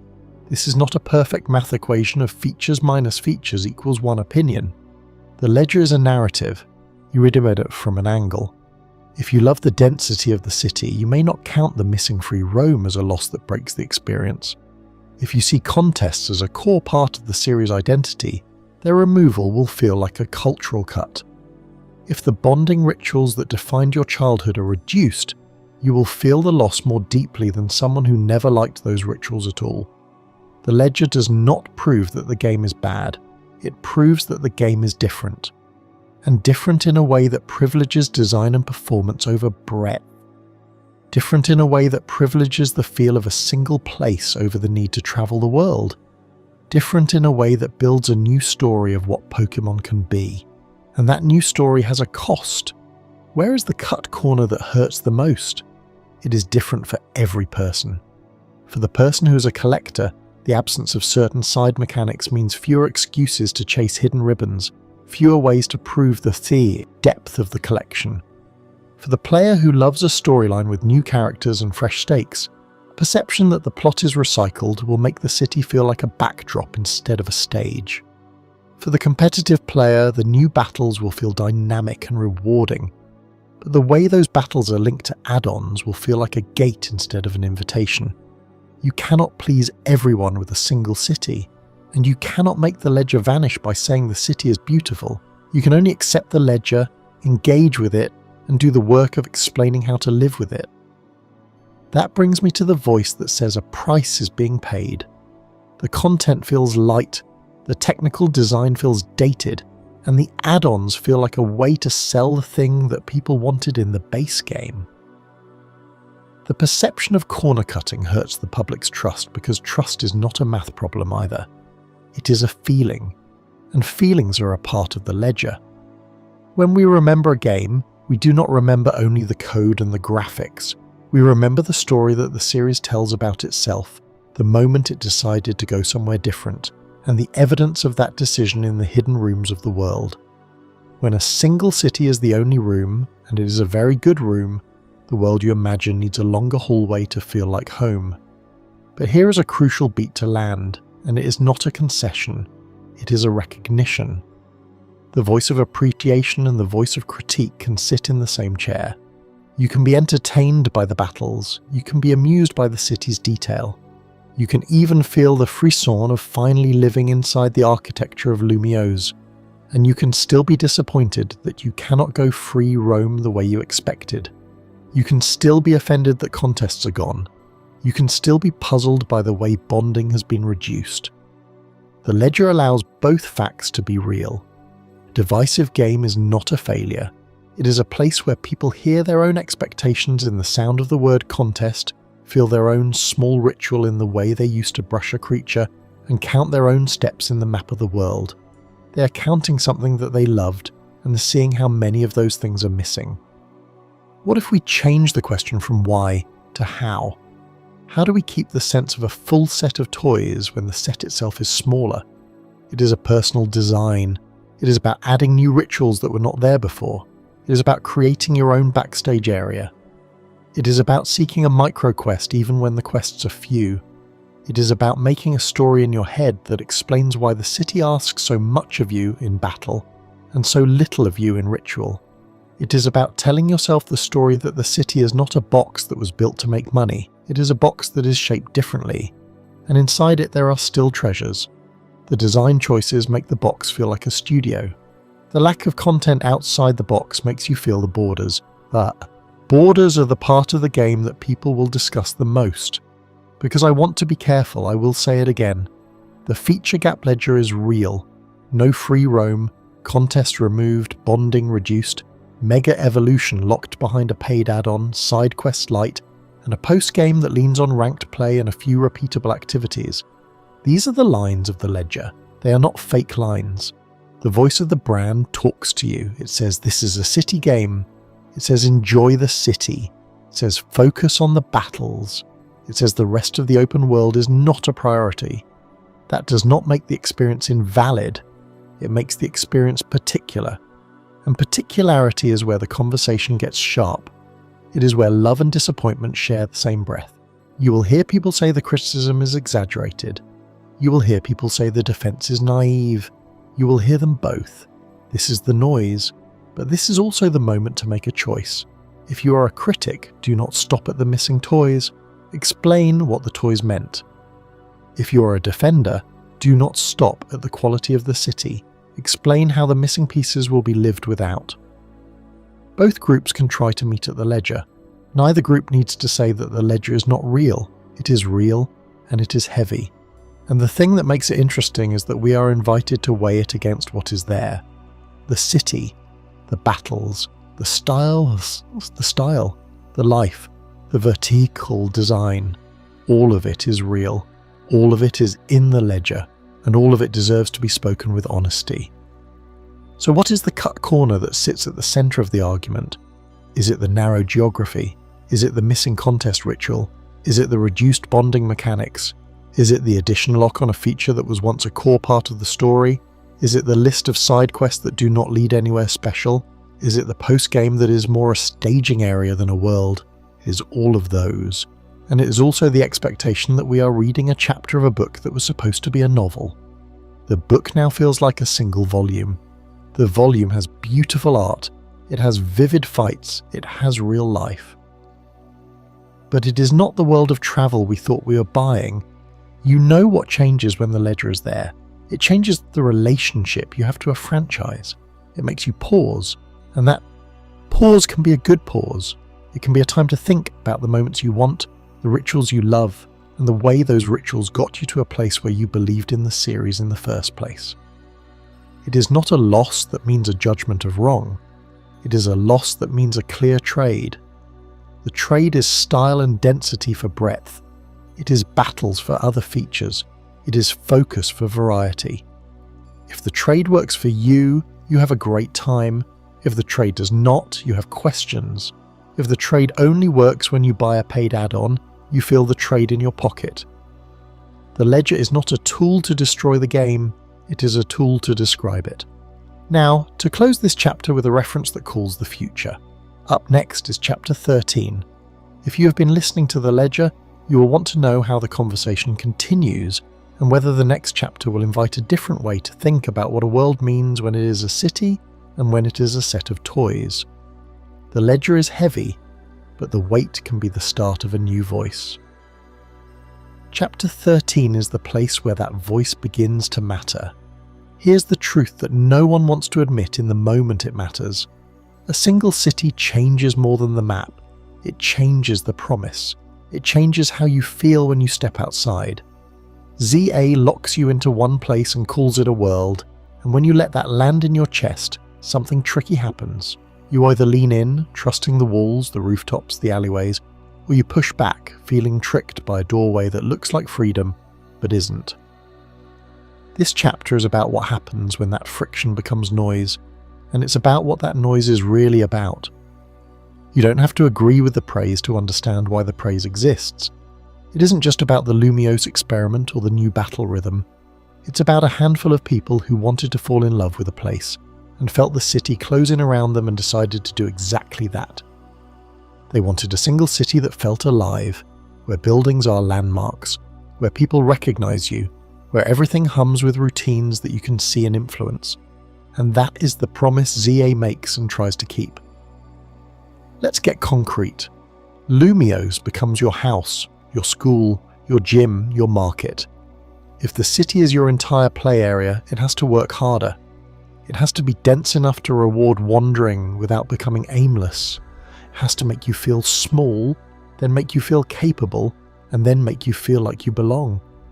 Some people say ZA nails that. They talk about the way the city breathes, how you can turn a corner and spot someone you helped 2 missions ago, how the vertical lanes give you a sense of progress, not just because you beat a boss, but because you climbed higher and saw more. There's a rhythm, a pacing to the day, and when you sync with that rhythm, the city becomes more than a set piece. It becomes a stage where you can perform. That's where the real-time and ranked battles fit in. The combat is supposed to feel like anime. A direct hit, a call-out, a burst of speed, a change in camera angle even if we can't see it on screen in text-only delivery. It's fluid, it's responsive, it respects your input, and when it works, it carries the city with it. The people you run into talk about battles like they're part of the neighbourhood. Your wins echo, your losses teach. You start to feel like you're learning the streets and the fights at the same time. In a weird way, the city's confidence and your confidence are braided together. It works for some, it's not perfect, but it's bold, Game Freak tried. Something different. The bravery in the attempt matters to those who love it. But there's another part of the argument that most people don't want to talk about. It's the same part that makes this whole thing divisive. It's the part where a single city shrinks the idea of Pokémon. Not the world, not even the region. The idea. And that idea has weight. You have to start with the word exploration, the real one, not the map size. The feeling. Exploration is the story your feet tell you as you walk further from home. It's asking what's beyond the next ridge. It's looking for something new and not knowing what it'll be. If the map is one city, the risk is that every new discovery is a variation on a theme. The streets morph, the rooftops change, the night cycle does something different with light. But you've seen the parks, you know the vendors, you recognise the police station. Even if the details keep surprising you, the broad strokes begin to feel familiar sooner than you expected. For some players, that familiarity becomes containment. It's cosy until it isn't. That containment changes the way you bond with your team.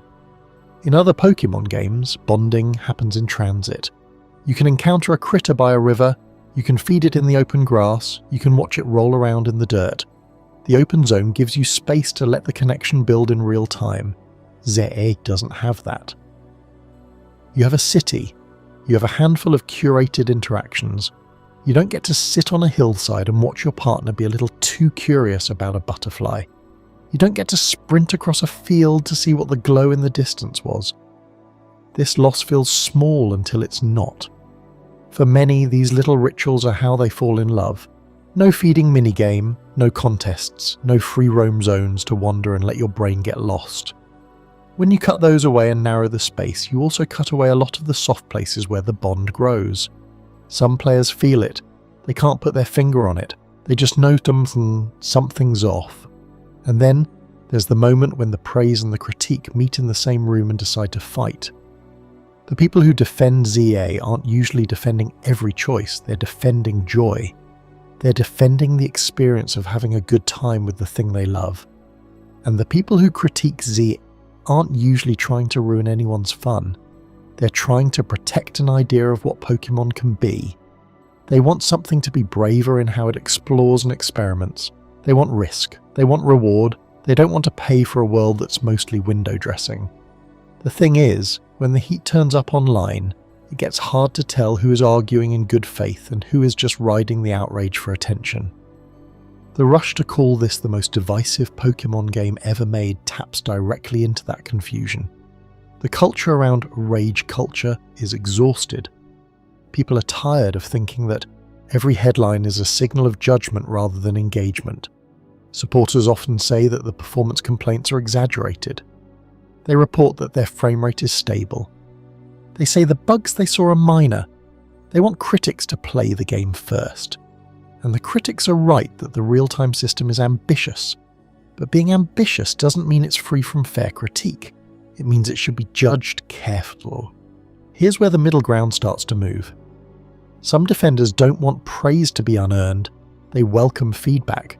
They just don't want that feedback to be an all-out rejection before anyone has even tried the thing. And some critics don't want to be seen as the villains who kill joy.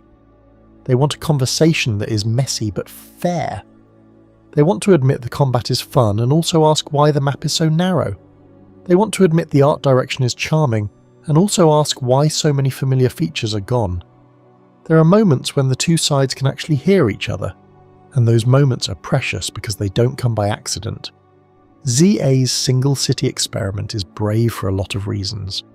First, it refuses to hide.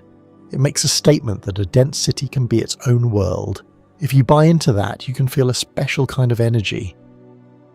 Second, it forces the world to step up. If the city is your map, it has to be lived in. It has to feel like people have jobs, relationships, problems you can touch.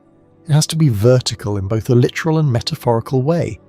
Third, it streamlines. There's no need to run back and forth across a huge region. You can be here where it matters. The combat fits into that. The routes you take are tight. You move, you fight, you return, and you plan your next move. There's a clarities to the loop, but for every push forward, there's a concern that's hard to ignore. You can tell when you hear it in conversations about the game. People say it's shallow, or I'm bored, or the story is recycled, or this is just fetch quests in disguise. Those are not the same complaints, but they all point back to a feeling that the design is trying very hard to make a small place feel big without opening the door. It's not that the missions are worthless. It's that when you string them together, they don't always create a journey that matters beyond a checklist. And the story, folks say, leans on XY without bringing the emotional weight to back it up. The characters are there, you talk to them, but they don't always lift the stakes in a way that makes you care.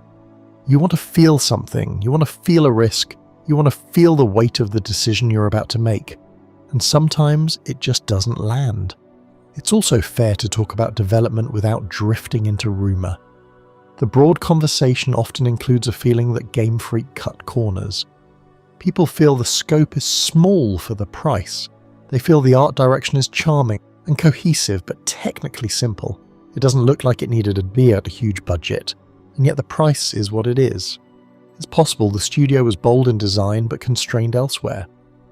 We can talk about the visual style as charming, stylized, true to Pokémon's heart without pretending the tech is cutting edge, and we can talk about features that are missing without pretending the absence is accidental. Mega evolutions are around, but they're gated behind DLC. Side quests feel minimal. The post-game is thin, you're left with shiny hunting and ranked play. Some people love that. They grind for shinies, they chase rank. They keep going because those are the things that matter to them now, but the general sense remains there's not a lot beyond that. It's content light. It's technically outdated in places. It feels like an experiment wrapped in a commercial package. When you hold that against Arceus, the gap becomes visible. Arceus was praised for innovation. It opened a door and walked through it. The wild area felt like freedom. The way you caught Pokémon in the open was more natural. The design asked the series to reimagine itself. ZA doesn't do that. It takes a piece of what the series is and pushes it through a new camera. The city gets a glow-up. The combat is real-time. The structure is simplified, but many people see it as a step backward. It's safe where the last big step was daring, and that contrast hurts. It hurts the people who believed in the leap. There's another layer to this that's not about the game at all. It's about corporate fatigue. The anger at Game Freak and Nintendo is broader than any one title. People are tired of feeling like the series prioritizes profit over risk. They want reinvestment. They want the team to be brave and supported.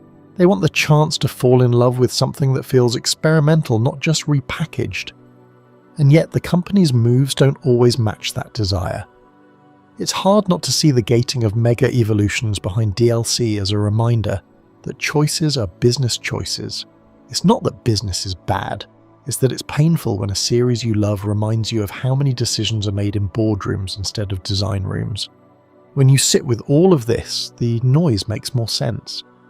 The community is split, some defend, some critique. The drama is real because the stakes are emotional. It's not just about frame rates or mission design, it's about identity. It's about who gets to decide what Pokémon is. It's about the idea that fun is enough, even when it's not. And it's about the idea that the series needs more than fun. It needs vision. There's a lot of history in those two needs. That history is what makes this conversation not just about ZA, but about the path forward. People sometimes say it's mid but fun. They say it because it keeps them in the middle. The combat is good, the city is pretty, the art is charming, the story is light, the scope is small, the price is steep, the missing features are obvious. The post-game is a drag, it's mid but it's fun. You can have a good time, you can laugh, you can chase shinies, you can rank up, you can fall in love with a particular alley where the light is just right. It's mid but fun. That sentence carries so much. It carries a defense and a critique in equal measure. It's both an apology and a quiet demand. And yet, if we zoom out, the bigger disappointment is not this game alone. It's the series. Fans keep wanting the franchise to believe in something bigger than itself again. They keep wanting a new door. They keep wanting a moment where the series risks failing in order to succeed. That longing is the fuel behind the divisiveness. It's not just a conversation about a single city game. It's a conversation about a company that hasn't made a move to match that longing. When that happens, anger leaks into everything. It turns frame rate debates into identity debates. It turns art direction conversations into corporate complaints. It turns minor bugs into proof of negligence. It turns missing features into proof of hubris. The noise gets so loud that it can drown out the actual game. None of this means you have to pick a side. It means you have to hear why both sides exist. You have to hear that defenders are defending joy and that critics are defending vision.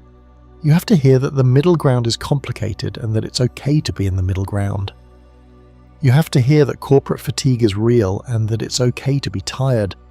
And you have to hear that passion is the only thing that makes a game matter more than it should.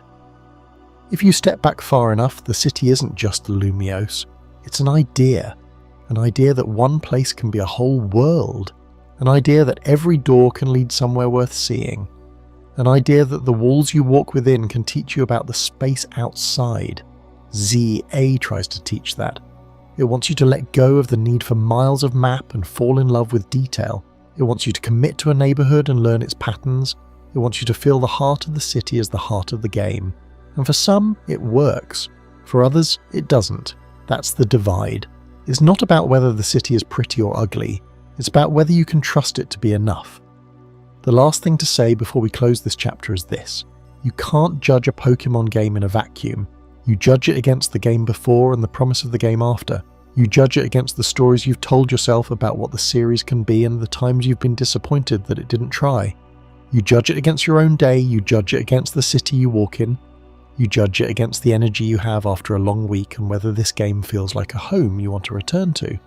Some people will love ZA because it feels like a home. Some people will critique it because the walls feel too high. The conversation between those people is where the truth lives. And the truth is not a score or a headline. The truth is a question. What do you need from Pokémon right now? And can this game give it to you? Not the series, not the company, not the internet. You. Up next is Chapter 14. It's where the story finally sits still long enough to look at the bridge. It's where we decide what the series is willing to risk and what it refuses to let go. And it's where we decide how to move forward when the map is one city and the promise is something bigger. Corporate fatigue is real, and it is reshaping how we talk about Pokémon in 2025. By the time Legends ZA launched, many players weren't just disappointed with a single title. They were exhausted by a pattern. The bottom line was the bottom line. The biggest franchise in the world was shipping games that felt increasingly comfortable, increasingly cautious, and increasingly divorced from the passion that built it. You could feel it in the room, in the streams, in the comment threads. Game Freak had become the company that you wanted to succeed, and also the company that made choices that actively worked against that success. It wasn't just about the frame rate, the bugs, or the one city. It was about the sense that a once bold developer had learned to play it safe and call it strategy. The profit-first lens is what really broke some people's hearts. Legends ZA launched at full price with a scope that felt smaller than its ambitions.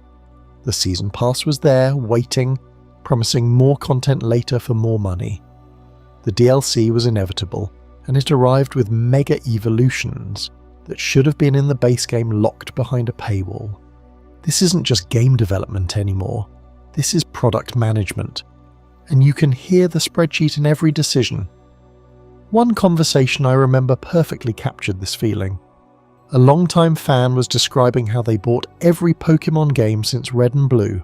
They weren't a completionist, just someone who trusted that each entry would offer something new. When they talked about ZA, they didn't mention graphics or performance. They mentioned the absence of wonder. The sense that they were being sold a curated experience rather than discovering a world. The feeling that their loyalty had been transactionalized. This is what corporate fatigue does. It doesn't just make you upset about a game, and it makes you question why you care at all. You start to wonder if your attachment is being exploited, if your nostalgia is just another revenue stream to be optimized. The passion that carried this franchise through decades suddenly felt commodified, packaged and distributed in a way that prioritized quarterly targets over creative risk. The risk-taking part is crucial here because Game Freak used to be fearless. They reinvented the formula with Diamond and Pearl, gave us day-night cycles, weather and seasons. They remade Generation 1 with a global stage and a story that felt cinematic. They gave us Generation 5 with its interconnected narratives and mature themes. They created Pokémon Go, which rewired how an entire generation experiences the brand. When you say Game Freak used to take risks, you aren't just talking about mechanics, you're talking about vision. Legends, Arceus was evidence that they still had that spark. That game wasn't just different from other Pokémon titles, it was different from other modern games. The open world felt like an experiment, like they were asking what this franchise could be if they were willing to question everything. The story had weight, the characters had purpose, and the world felt lived in despite being half-finished. When players talk about ZA feeling like a step backward from Arceus, this is what they mean. They see the same company walking away from bold choices and returning to comfortable patterns. The profit-first approach is what makes this feel personal. It isn't just that Game Freak made mistakes, it's that the mistakes feel calculated. The One City wasn't just an artistic choice, it was a scope decision that reduced risk and cost. The missing features weren't just oversights, they were cuts that allowed for an earlier release date and more premium content later. The bugs and technical issues weren't just consequences of ambition, they were symptoms of a development cycle optimized for annual releases rather than polished experiences. When people talk about reinvestment, this is what they're asking for. They want to see Game Freak take the profits from this massive franchise and put them back into development. They want bigger teams, longer production cycles, better engines, and more ambitious projects. They don't want the developers to do more with less. They want the company to do more with more. The number of people who would be happy to wait 2 years for a game that feels like it was built by a team that had time to experiment and refine is remarkable. The number of people willing to pay more for that experience is even more remarkable. This is where Nintendo's role becomes complicated. Nintendo isn't just publishing these games. They are managing a brand that spans consoles, mobile media, and merchandise. Every decision is made in a context that goes far beyond one video game. The hardware has to sell, the mobile games have to engage, the anime has to continue, and the business has to remain sustainable. Nintendo's job is to keep the ecosystem healthy, and sometimes that means making choices that protect the entire system rather than elevating one component. Game Freak's job is to build games that justify the platform's existence, but Nintendo's job is broader. They are managing expectations across multiple markets and demographics. When a Pokémon game doesn't sell, it isn't just disappointing, it disrupts the entire ecosystem. When a Pokémon game faces backlash, it affects mobile, games, the anime, the merchandise, and the next console launch. Nintendo can't afford to let Game Freak take the kinds of creative risks that could revolutionize the franchise because those risks could destabilize the business. The tension between creative ambition and business safety is the heart of corporate fatigue. The player wants the game to be everything it could be. The business wants the game to be what the market will accept. The player wants risk. The business wants reliability. The player wants to be surprised. The business wants to be predictable. When those forces are in conflict, the result is a product that feels safe and disappointing, innovative and incomplete, ambitious and constrained all at the same time. You can see this in the language fans use when they talk about ZA. They don't just say the game is bad, they say the game is mid. They don't just say the game is boring, they say the game is fine. They don't just say the game lacks ambition, they say the game lacks heart. These aren't just complaints about mechanics or content, these are complaints about purpose. When a player says a game lacks heart, they aren't critiquing the art team, they are critiquing the company's relationship with the franchise. The corporate fatigue isn't just about money either. It's about trust. The trust that this company will treat this franchise with respect. The trust that this company will prioritize the experience over the quarterly reports. The trust that this company remembers why people fell in love with Pokémon in the first place. When that trust is broken, it doesn't just affect one game. It affects the entire relationship. This is why the response to corporate fatigue is often so intense. It's not just outrage about a single product, it's heartbreak about a long-term relationship, it's frustration with being treated like a demographic rather than a community, it's disappointment with a company that had the power to do something special and chose to do something safe. The solutions seem obvious to the players. Hire more developers, use a better engine, take more time, charge more money, focus on quality over quantity, be willing to fail creatively in service of innovation. But the solutions aren't obvious to the business. What if the market doesn't support premium pricing? What if a longer development cycle means missing hardware launch windows? What if creative risk alienates casual players? What if innovation splits the community and reduces engagement? The corporate perspective is rational. The player perspective is emotional. Both are valid and both are in tension with each other. This is why corporate fatigue feels so unresolved. There isn't a simple answer. There isn't a single choice that will make everyone happy. The business has to balance creative risk against business safety. The players have to balance their expectations against corporate reality. The franchise has to find a way to be profitable and meaningful, safe and surprising, reliable and magical all at the same time. What makes this especially complex is that Pokémon isn't just competing against its own history, it's competing against modern games that have different standards. When players compare ZA to Elden Ring or Baldur's Gate 3 or Tears of the Kingdom, they aren't just being unfair, they are pointing out how far expectations have evolved.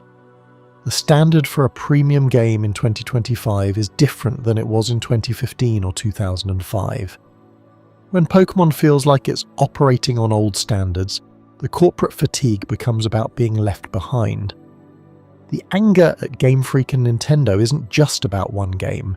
It's about feeling like the company is comfortable with playing catch-up instead of setting the standard.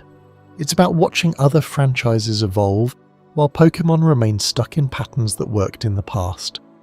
It's about the sense that this company has forgotten that it can be more than a nostalgia machine. It can be a leader again.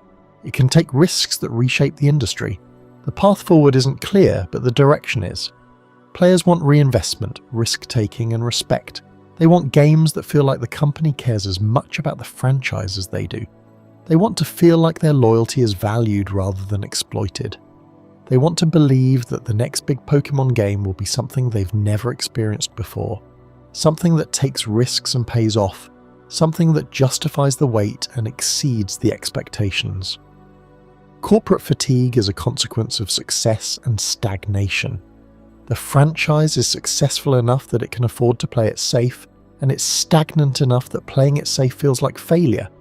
The company has built a business model that works, and the players want that business model to support experiences that inspire. The tension between these forces isn't going away. It's going to define how the next phase of this franchise unfolds. Up next, we confront the final piece of this puzzle. We examine what happens when the community itself becomes the battleground, when the divide between defenders and critics defines the conversation more than the game itself. Chapter 15 will reveal how the community's exhaustion and division became another layer of the ZA story, how a single game fractured a fandom.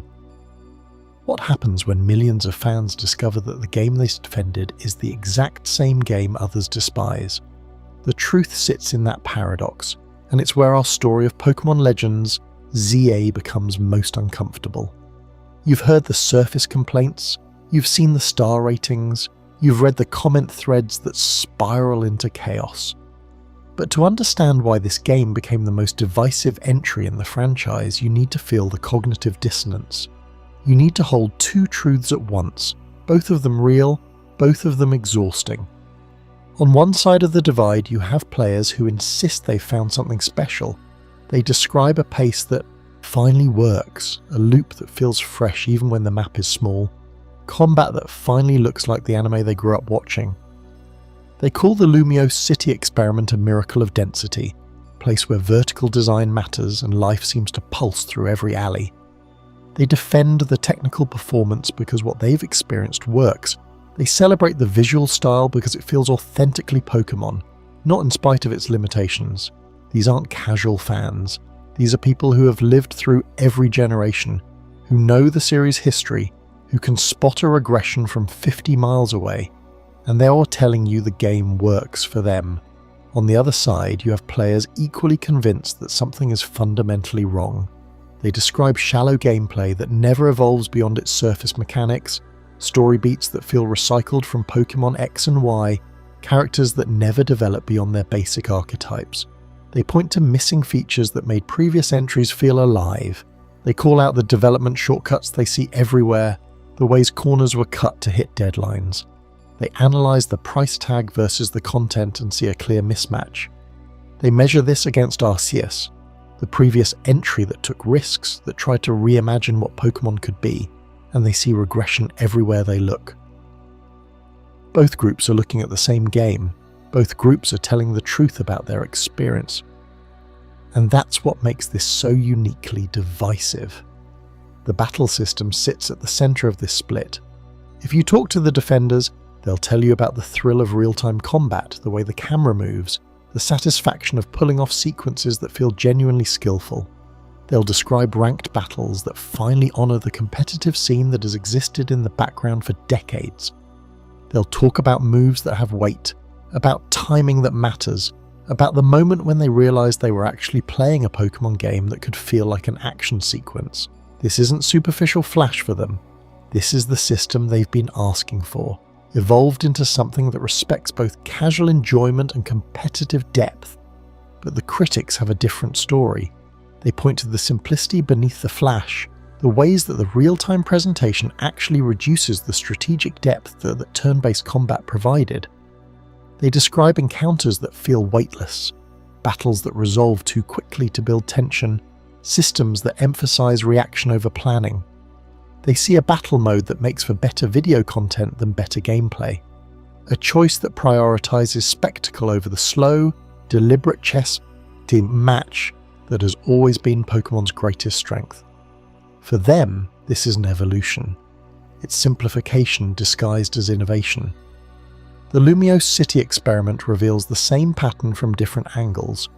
The defenders talk about density, about the satisfaction of learning a place so well that every shortcut becomes muscle memory, about the vertical design that makes exploration feel three-dimensional even when you're technically confined to one area.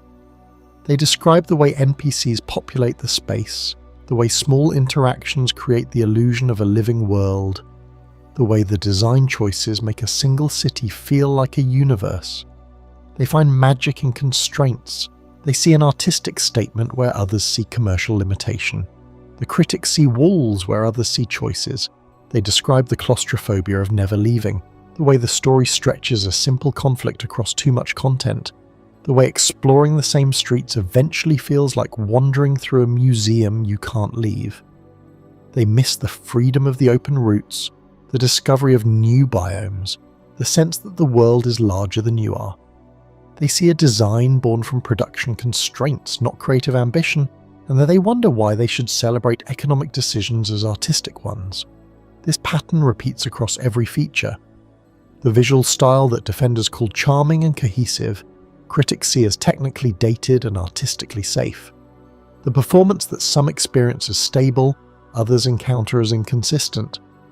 The story that defenders find acceptable, critics see as fundamentally undercooked. Each disagreement feels logical from the perspective of the person making it, which makes the inability to reach consensus all the more frustrating. The community response amplifies these differences into something resembling culture war.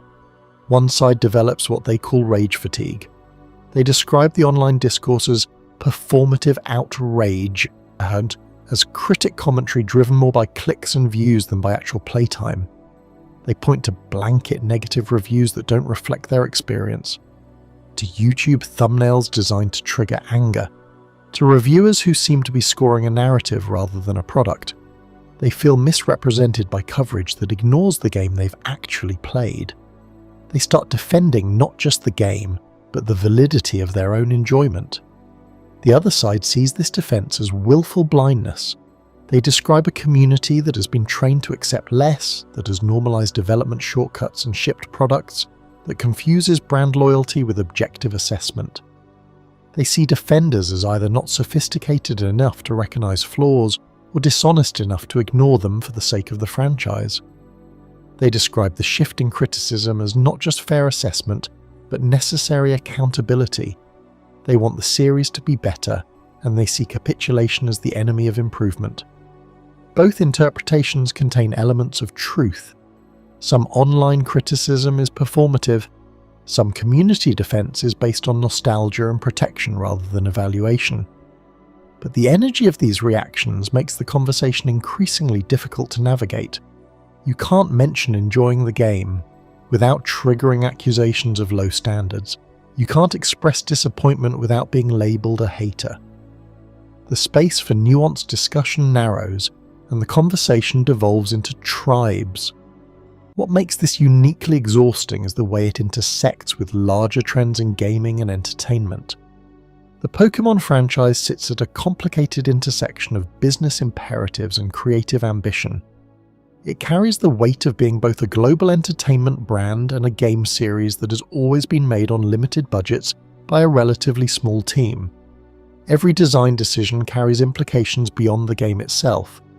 The series needs to satisfy longtime fans, attract new ones, maintain corporate relationships, and turn a profit while still feeling like the same magical experience that drew people in years ago. Pokémon Legends. ZA seems to embody the constraints of this position more clearly than any recent entry. The creative risks feel limited by commercial concerns, the innovation feels scaled to safe boundaries. The content feels calibrated to launch windows rather than player experience.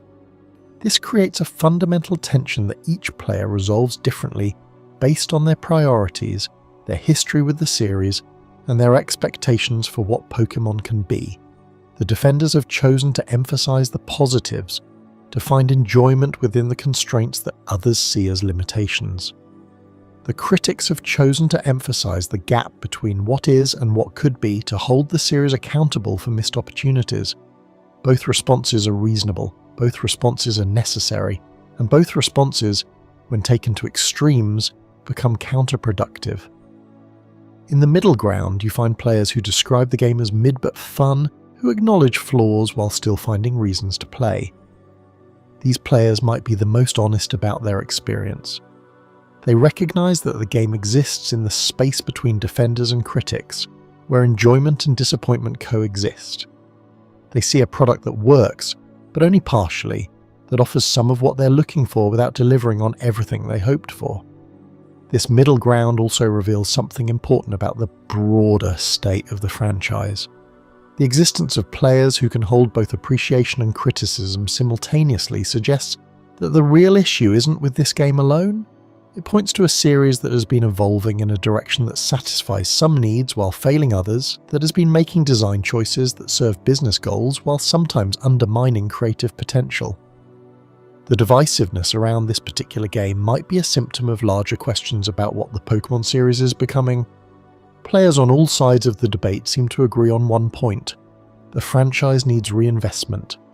The technical base feels dated, the production values feel behind industry standards, the content structure feels designed for frequent release rather than deep experience. Whether you love the game or hate it, the conversation keeps returning to the same conclusion. This is a series that has been coasting on brand recognition and platform stability, that has been relying on fan loyalty to excuse structural limitations, that has been prioritizing release schedules over creative development. The intensity of the reaction to Pokémon Legends, ZA, makes more sense in this context. It's not really about whether this specific game is good or bad. It's about whether this franchise still has the ambition to match its reputation, the resources to compete with modern games, the courage to take the creative risks that made earlier entries memorable. The divisiveness reflects a deeper frustration that extends beyond any single product. Both the defenders and the critics are trying to answer the same question. They are just reaching different conclusions about what those answers mean for the future of the series they love. The defenders choose to see potential where the critics see compromise. The critics choose to see missed opportunities where the defenders find acceptable trade-offs. Both groups are trying to protect something they value, but they're defending different versions of that value. When you step back from the specific complaints and praise, you can see a series at a crossroads. The old model of annual releases, incremental improvements and safe design choices is no longer sufficient to satisfy either casual players or long-time fans. The new model of risk-taking, deeper development and bold changes requires resources and commitment that the current business structure may not support. The series sits in that tension, and the divisiveness around this game reveals how difficult it is to find a path forward. The conversation will continue beyond this game, beyond this moment, but the patterns established here will influence how players approach future entries, how criticism and praise are received, and how the community navigates disagreement. The lesson of Chapter 15 isn't that this game is good or bad. It's that franchise love and player agency can create conflicting pressures, and that the most honest response is often to acknowledge complexity rather than choose sides. The next chapter takes us deeper into those pressures, into the specific mechanics of how love becomes performance, how criticism becomes strategy, and how the conversation around a game can become as complex as the game itself. Pokémon Legends. ZA has left us with an odd, stubborn feeling. It is the kind of feeling you cannot easily shrug off after a dozen hours in a single city, when you keep looking for a new street corner, a fresh vantage point, or a character arc that refuses to come. The conversation around it did not start quiet, and it never stayed simple. It grew into a storm with two fronts. One side shouted the positives as if they were secret victories to be guarded. The other side lashed out against every little flaw as if a personal principle was at stake. In the middle, a large and patient crowd has been saying quietly and steadily, "It is mid but fun.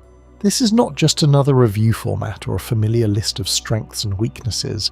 It is a look at what happens when a beloved franchise locks itself into a single city and calls it a world." It is also a careful effort to separate the noise from the substance, to keep empathy at the centre, and to ask whether the path ahead is still open for real change. I will start with a concrete fact that frames this chapter and the final one. The city in the game feels alive. You do not need to take a survey or a poll to know that.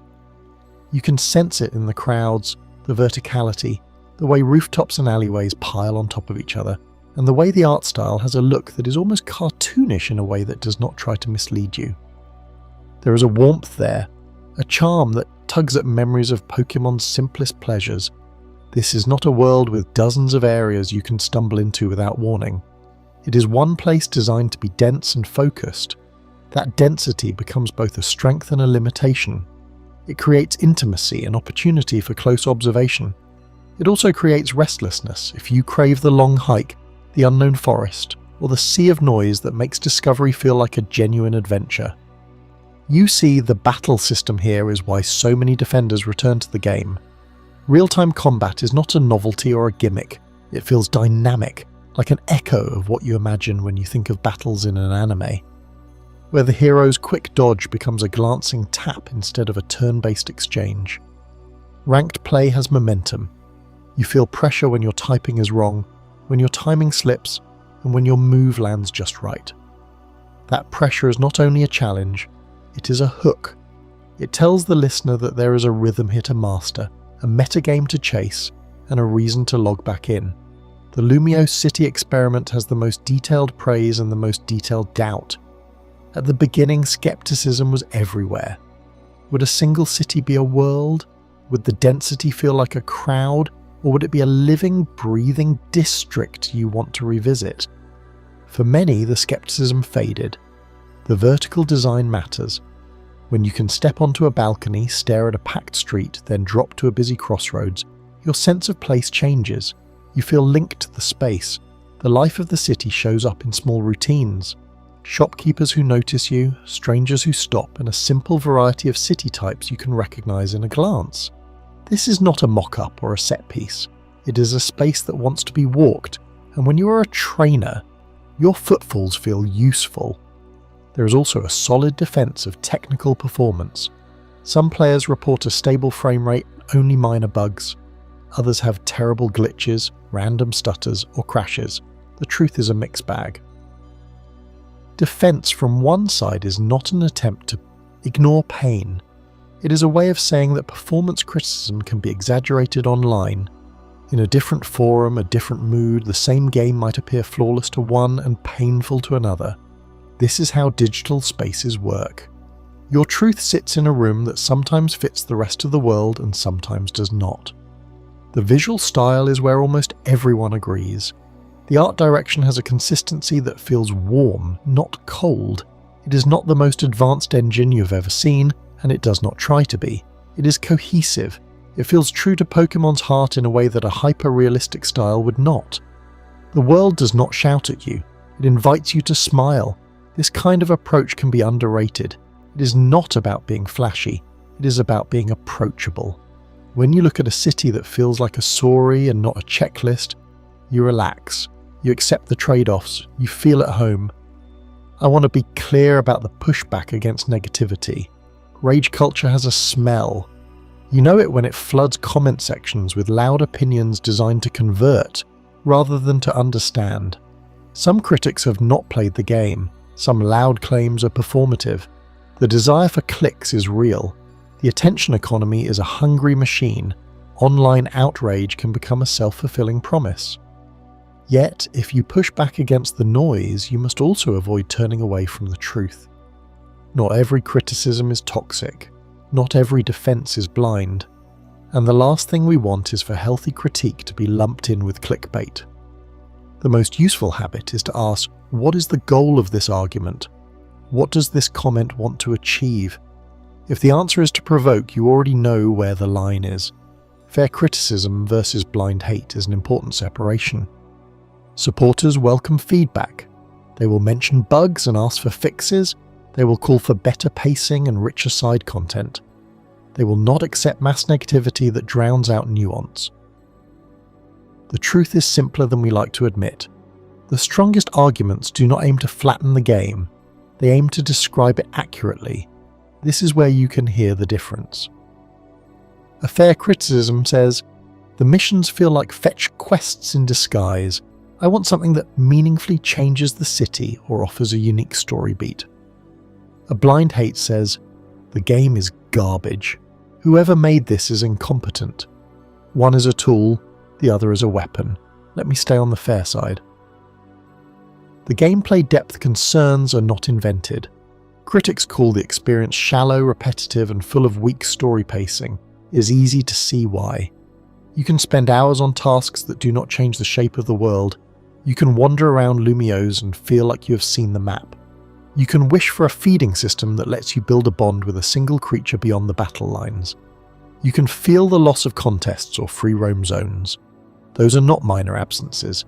They are foundational experiences in the series that encourage slow connection and fantasy fulfillment. When they are gone, you notice. The game tries to compensate. You have battles, small tasks, and moments with the cast. It is just that the balance feels light. You finish a mission and hope the next one is a little deeper. The next one often feels like a near twin. When the player finally mentions development shortcuts, the conversation shifts. There is a widespread belief that Game Freak cut corners. The price point feels higher than the scope. If you accept that belief, you must define the terms. What is a shortcut in the context of a single city experiment? Less time on world building outside the city. A tighter focus means fewer resources allocated elsewhere. A smaller map can hide performance problems, but it can also expose the places where content was trimmed. If you want an honest lens, a single city can be a creative risk and a development risk at the same time. The pressure is higher because there is nowhere to hide. The story and the cast feel familiar. This is not an accident. It is a direct comparison to X and Y. When a remake or a companion ties itself to a past generation, it borrows the emotional foundation. The problem is that the borrowed foundation does not land with the same power. The emotional impact in Legends Arceus was higher because the world was strange and the stakes felt personal. In ZA, the city's rhythms are beautiful, and you like the small interactions, but the heart of the story is not beating as hard. It does not mean the characters are badly written. It means the story is working with a smaller canvas and trying to draw the same shapes with thinner lines. Technical and feature complaints are the most common refrain.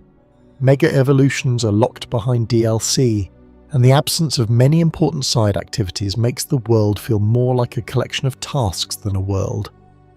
You can feel the weight of the decision to keep the scope tight. The limited number of side quests is a problem because the best memories of a Pokémon game often live in the optional content. Chasing a ribbon, exploring a hidden route, solving a side mystery, those are the threads you can hold on to when the main story ends.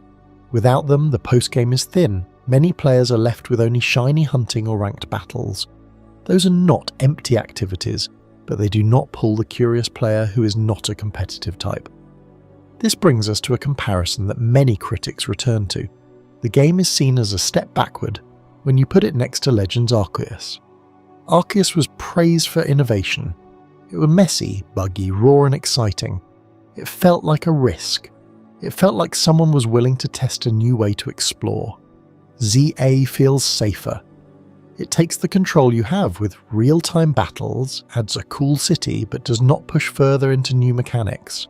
The world does not expand, it deepens. That is not nothing. The question is whether a franchise that has been around for so long can afford to be safe. Many fans say no. Corporate fatigue and frustration are not whispers, they are roars. People are angry at Game Freak and Nintendo for taking a profit-first approach. They feel the series needs reinvestment and risk-taking. They are disappointed that the biggest name in the genre seems to be holding back. The argument is not just about one game, it is about the promise of the next one. If the machine keeps humming without a serious creative leap, what is the incentive to stay?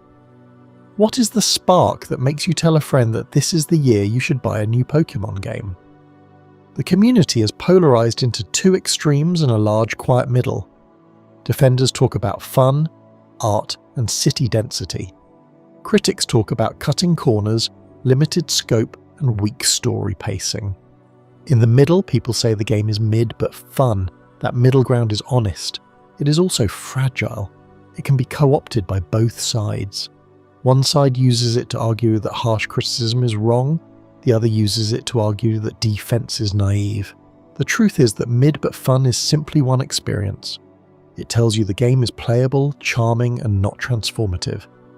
You can enjoy it and still ask for more. You can defend it and still acknowledge its limits. I have to step back and offer a different lens.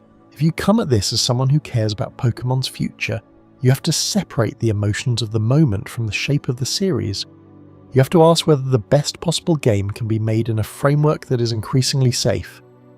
You can respect the art, the battles, and the city. You can also wish for more bravery. The conversation about Pokemon has been dominated by noise and fatigue. It is not just about this game. It is about a fatigue that builds across years. It is about the feeling that the giant is walking slowly, that the sparkle is dimming, and that we are not sure why. What we can see at the core of this division is a shared love. The defenders and the critics both care. The difference is the measure of what matters most. Some people value the play loop, the art direction, and the social space of a single city. They want to linger. They want to be tender with the moment. Others value ambition. They want the world to feel new. They want an experience that cannot be replaced by any other game. Both points of view are valid. If the discussion can find a way to honour both, there is room for a better next chapter. Let me be specific. The game is divisive because it does not fall cleanly on one side or the other. It is not bad enough to be hated. It is not great enough to be beloved by everyone. It sits in a place that rewards certain tastes and leaves others bored. When you spend time in Lumiose, you are rewarded with a sense of place. The city's rhythm is an experience. The real-time combat is thrilling. The art has a warm, friendly look. The price feels heavy, but the content is tight. You defend it by saying the scope is intentional, not cheap. You criticize it by saying there is nothing new beyond the style and battles. You enjoy it and feel mid by the end. If you want to talk about genuine change, you cannot talk only about a single title. The conversation has to become a larger one about investment, risk, and trust. Investment is more than money. It is about the time and energy spent on ideas that could fail. Risk is not a buzzword. It is a promise to make a game that could be awkward, new, and unforgettable. Trust is the feeling that the franchise is willing to take that promise seriously. Without trust, the community will assume safety is the rule. With trust, the community will argue about details instead of purpose. The final thought for this chapter is simple. You can like or dislike Pokémon Legends, ZA, and still know that the franchise needs something bold to recapture the wild feeling of discovery that first pulled many of us in. You can be empathetic to both sides. You can appreciate the city and admit its limits. You can praise the battles and demand better features. You can accept that the game is mid but fun and insist on more than mid for the next one. The noise is not the whole story. The story is bigger. It is about passion, it is about patience, and it is about whether the world of Pokémon is still willing to ask what if. In the final chapter, we will land the conclusion. We will pull the threads together and ask whether this divided moment can teach us something useful about how to play, how to critique, and what to expect next. Stay with me. You're not just listening to an argument, you're walking into a room where all the fans have been trying to be understood. If this story resonated with you, there's plenty more. Click the video on screen to keep the journey going, or dive into the full Pokémon playlist for more stories, memories, and deep dives. Whichever path you choose, I'll see you there, trainer.